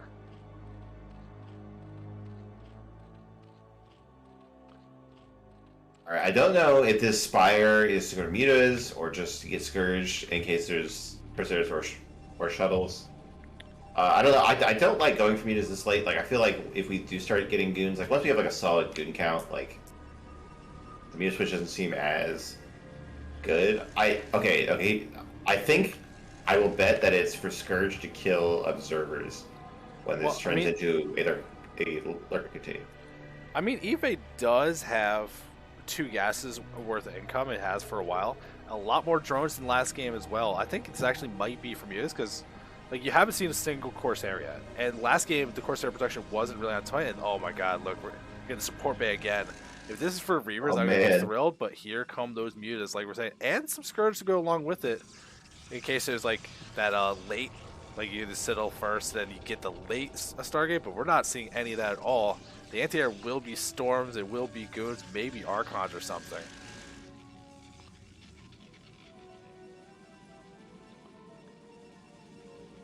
Artosis pylon, though. There's no Artosis pylon, sir. The cannons, I think? No, it's 2. Oh, there you go. Alright, saved. Yeah, no Artosis pilots. Artosis and Taceless, the buddies. They got 2 pilots. Exactly. So... what is if so it it does seem like Effay is going to take this very differently. We're seeing way more drones this time, not just going to try to kill the Protoss with these Hydras, content to take advantage of the map control for now. But then look at that production tab. Like, Protoss is getting like all the tech, like 2 upgrades, Storm, DT, Reaver, a second Robo. Is it a second Robo? That is a second Robo. Yeah, what is going on? Like, this is just like all of the buildings. Yeah, it's all the buildings except for anything from a Stargate, which when the mutas roll up here, well, they do see 1 can, so, there isn't enough mutas to really kind of keep going here. And Effay, I think, just got enough to, like, maybe force a reaction. But you see lots of goons are already here. No weapons upgrades because that forge did die pretty early on, so it has to catch up on that. And you see, now Effay maybe realizing what they could do, plenty of money banked up. If they start going back into mutas, that could be pretty good. But Storm will be done soon. Access to Archons if you want it. And there's just Reavers down here. Like, this is like the late game defense of your natural. Yeah. This is like the, oh god, there's too many cracklings. Yeah, Dark Kinda Swarm, defense. man. I can't handle this. Ooh, and look at this. We do got the shuttle, but that Overlord immediately sees the move. Let's see if he reacts, because I know he's got a pair of Scourge, but they're so far away. Hydras are moving in position, and look at this. Even supply between the two. Ryuta's going to go into the natural, try to get some harass done. Take some damage, but that's a lot of Hydras going to move forward. Still, that's a grid of 8 cans. That's not a joke about damage. Like, you got to really be careful how you case that. And oh, look at the Oh, lurkers. there's so many lurkers. We're about to be back to this nightmare scenario of a lurker contain, but it seems like NicePants somehow, despite having made so many cannons early, is like in a much better position against this contain. Like, I mean, with 2 robos, right? Like, should make plenty of reavers, and we do have another storm drop, or actually a reaver drop. Yeah, big reaver Going drop. to the main. No Yeah. Scourge, no vision. Like, that Overlord saw it, but Effay, does he react? Like, is it going to shake him up? He's got a lot more drones, so he can afford to lose some. First Reaver shot goes through 1 drone. There we go. Oh, there we go. All right. That's what, 1 drone? 7 drones. 7 drones. We got the attack up at the front, though, trying to bust through. 2 Reavers for defense, plus the grid of cans and a million goons. Like, Oh, yeah. you're not Forget about approaching that. Oh, brutal. Dude, these are the longest scarabs I've ever seen. These reavers are going so well right now, but they're getting too far forward, maybe. They're trying to like melee attack these hydras. One of them does go they're down. going to do nothing. They have no scarabs. They weren't rebuilt. They ran out of their 5. Oh no! There you go. Panic to rebuild them. Manages to save one of the Reavers, the one on the drop still around. I think it got cleaned up eventually, but Effay took a lot of drone damage from that drop, so I think NicePants, like, we're not seeing 70 probes this time. You know, Right. the entire gameplay we're seeing here is much better than what we saw last time. Just the fact that this happened from game 1 to game 2 is fantastic. Yeah, it's like both players really like thought about what went wrong in that first game, and they've worked to correct it. Yeah, you'll love to see it. But here we go. We have a NicePants making a much earlier escape from this contain. These Reavers continue to do a ton of work. And like 3 mutas, not a huge deal, but they are going to pick off the observers here. And that's gonna, and you know, with a storm, you can hit lurkers that you can't see, but it's much harder to pull off with a Reaver, like taking like friendly fire on a goon to do splash damage. But I mean, I don't think that's like a real double scenario. robo. Yeah, it's true. You did. Observer We're about 4 observers coming along. I love that, like when you see like a protoss like panic about lurkers, and you go to the robo and there's 5 observers in production, like queued up, just like, oh god. Okay, well, hopefully those drones will stay out for too long here. There you go. Because Look we set up epic. that next base, and then because they took that natural, that 5th base should be naturally falling into line. NicePants has a lot of army available, but we'll see if they want to go for that big apex like we saw last time, or are we going to see an attempt to take a next base. I think just the way NicePants plays, their like back row, everything seems pretty good. I want them to see to take the next base. They are bleeding out here. No Zealth to help out this army, but Goon Reaver pretty strong anyway. It doesn't matter. Yeah, especially with the numbers and this nice arc. But actually, these Hydras on the high ground are getting super lucky with the mischance here. The Reavers do not seem to be headed in the right direction. Probes trying to expand somewhere. Not sure what's going on with that. Well, we got one over on the side here. Looks like they're Yeah. going to roll up to the 12 too. So, you know, the classic. Well, if I'll take Oh, 2 and man. you kill 1, awesome. Yeah. So I don't mind the double expand, but I think like you want them to be close to each other. You don't want them to be this far apart, because especially when you're just like walking Reavers around, like the Protoss army is not as mobile as the Zerg army. So I'm worried for NicePants that getting these 2 bases that are so separate will lead to a lot of harassment from the Zerg. The only thing I could say that might be a little different is NicePants, if they really do like a lot of goons and Reavers, that 12 is probably easier to defend than this mineral True, base. true. Because Yeah. you got the ramps to kind of help you out. And you see, like, look at that. Like, that's already just going to be a pain in the ass. Not the Kakaro. You got the cans, the goons. You got the whole thing here. Oh yeah. And, yep, we're going to get some stuff up here as well. Cans being made. And if they eventually get some stuff over there, it won't be too bad. If this observer just went a little to the left, they'd see that base.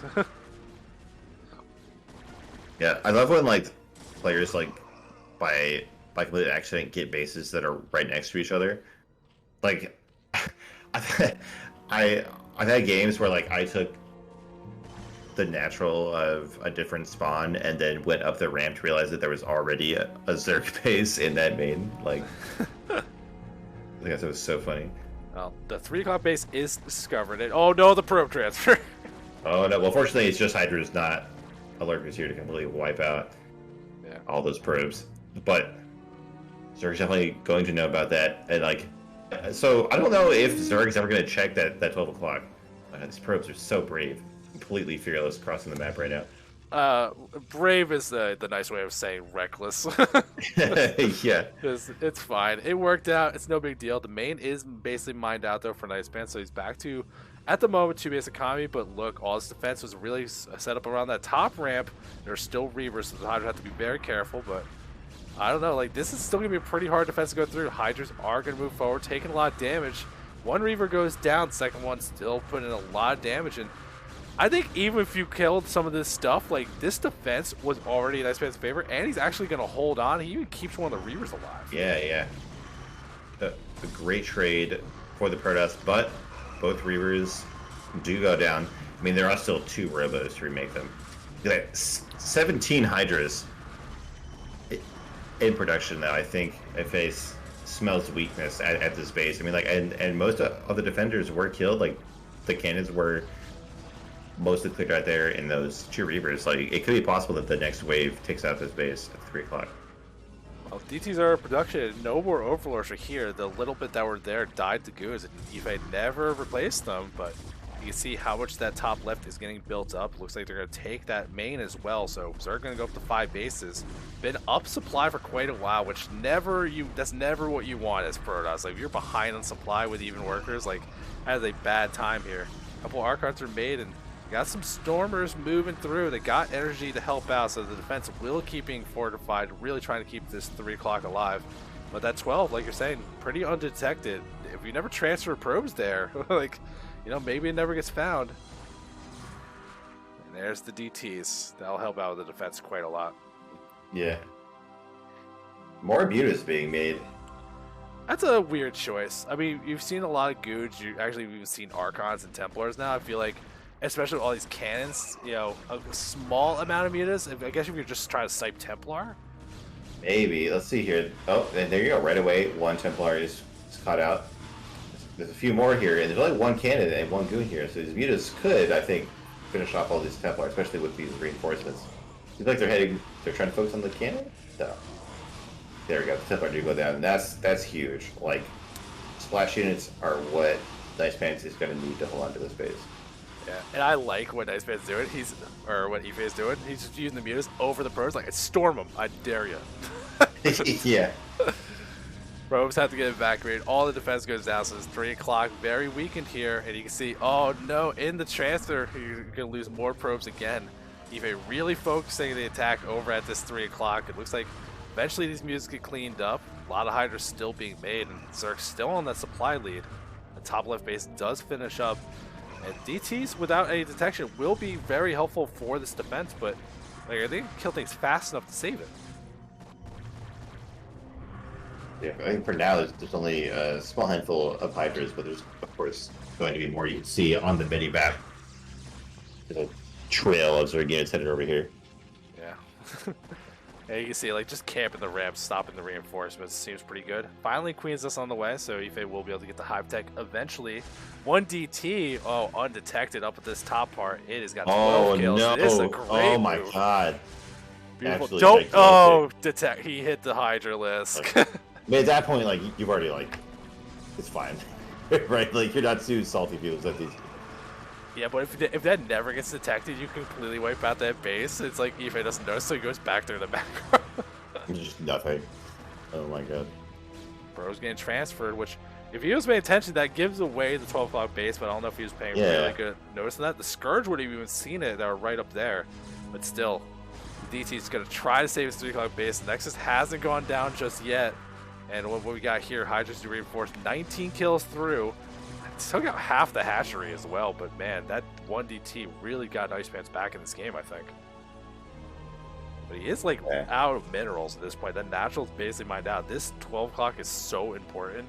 Like, he has to hold his base. Yeah, that's basically the only mining for Protoss right now. But Zerg just has no idea. I don't think checking their base is even on Effay's radar right now. Like, Effay is totally focused on the 3 o'clock. Yeah, well, that probe coming out of nowhere. Yeah, we've seen a lot of probes go in weird directions. I think Effay has the clues, just trying to track everything while you're scrambling during this game. Like this little move from NicePants, DT goes to the bottom right to clear out, make sure there's nothing there, and he's going to try to expand downward, but he has a lot of probes, but he's just not mining a lot of locations. At this point, he can't afford to like take a base that doesn't like survive. I think I'd rather see him try to defend this 3 o'clock. Like, you know, more cost effective. He's got, you know, a little amount of gas. He can use some storms. You can see Oh my right god, there, that big storm! damage. 7 Hydras go down, but is that it? Is that there's nothing left in this space. We don't see any reinforcements from Protoss trying to make it over there. We do have a base going up the bottom right, but that's going to be impossible to defend. That's another one of those. I just hope Zerg doesn't see me here. Yeah, which I mean, if you're hoping it doesn't get found, don't defend it at all. Like, why even have right. No, don't do any canceling. Literally, just nothing. You can have the 1 DT in case like a couple things roll through. Like that's gonna be enough. But ooh, look at NicePants. Despite like taking the damage, finally losing that Nexus over at 3 o'clock, he actually got ahead on supply again. A lot of Archons rolling through, so it's not a ton of ground units, but it's a lot of splash damage. So maybe it's gonna be enough. Effay's army is very spread out all over the place. NicePants going to start powering through. If he can win some decent fights, it won't be bad. Hydras do find this bottom right, and there is an Overlord, so the DT wasn't the hero of the day. NicePants' main army is still trying to do the best it can up here at the top part.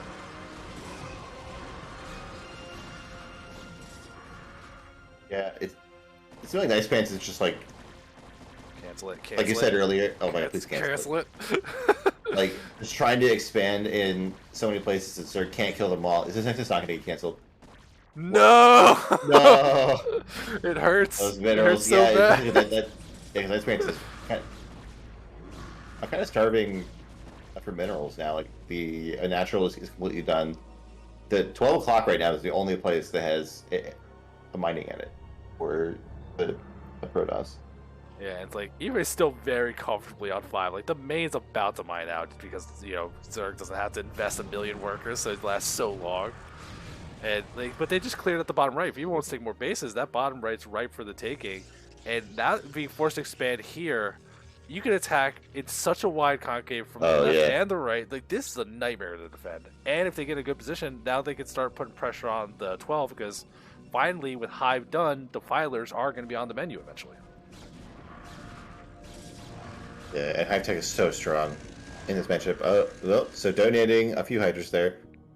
But this army from Protoss at this base looks really strong. Like, it's small, but there's so many Templar. We've seen a lot of good storms from NicePants, and his Archon's going to be really beefy. Like, it is still going to be hard to bust up that ramp. Yeah. We saw the Reaver so early on. I was really excited that maybe we see more. Like, I think that really helps some of these kind of later defenses, and especially as the Defilers like are going to come into play, it's going to be super necessary. But you see, Effay got a lot of army. Everything's, he doesn't have speed on his links. Oh no! Holy shit! Are you kidding me? Wow, it's been like pure Hydra man for so long. They're so slow. Oh no! The legendary crack links, but they're like fat, like they ate too many chips. They're so slow. Oh, that is gonna be golden if that ends up happening here.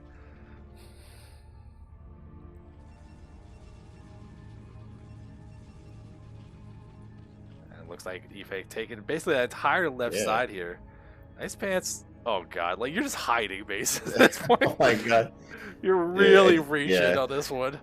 All right, guys, if you play against NicePants, just put a leg in each base. Yeah, just to scout around. You got Overlords, just to patrol them around the perimeter. Exactly, dude. I love like putting a DT in one base and then patrolling to like the third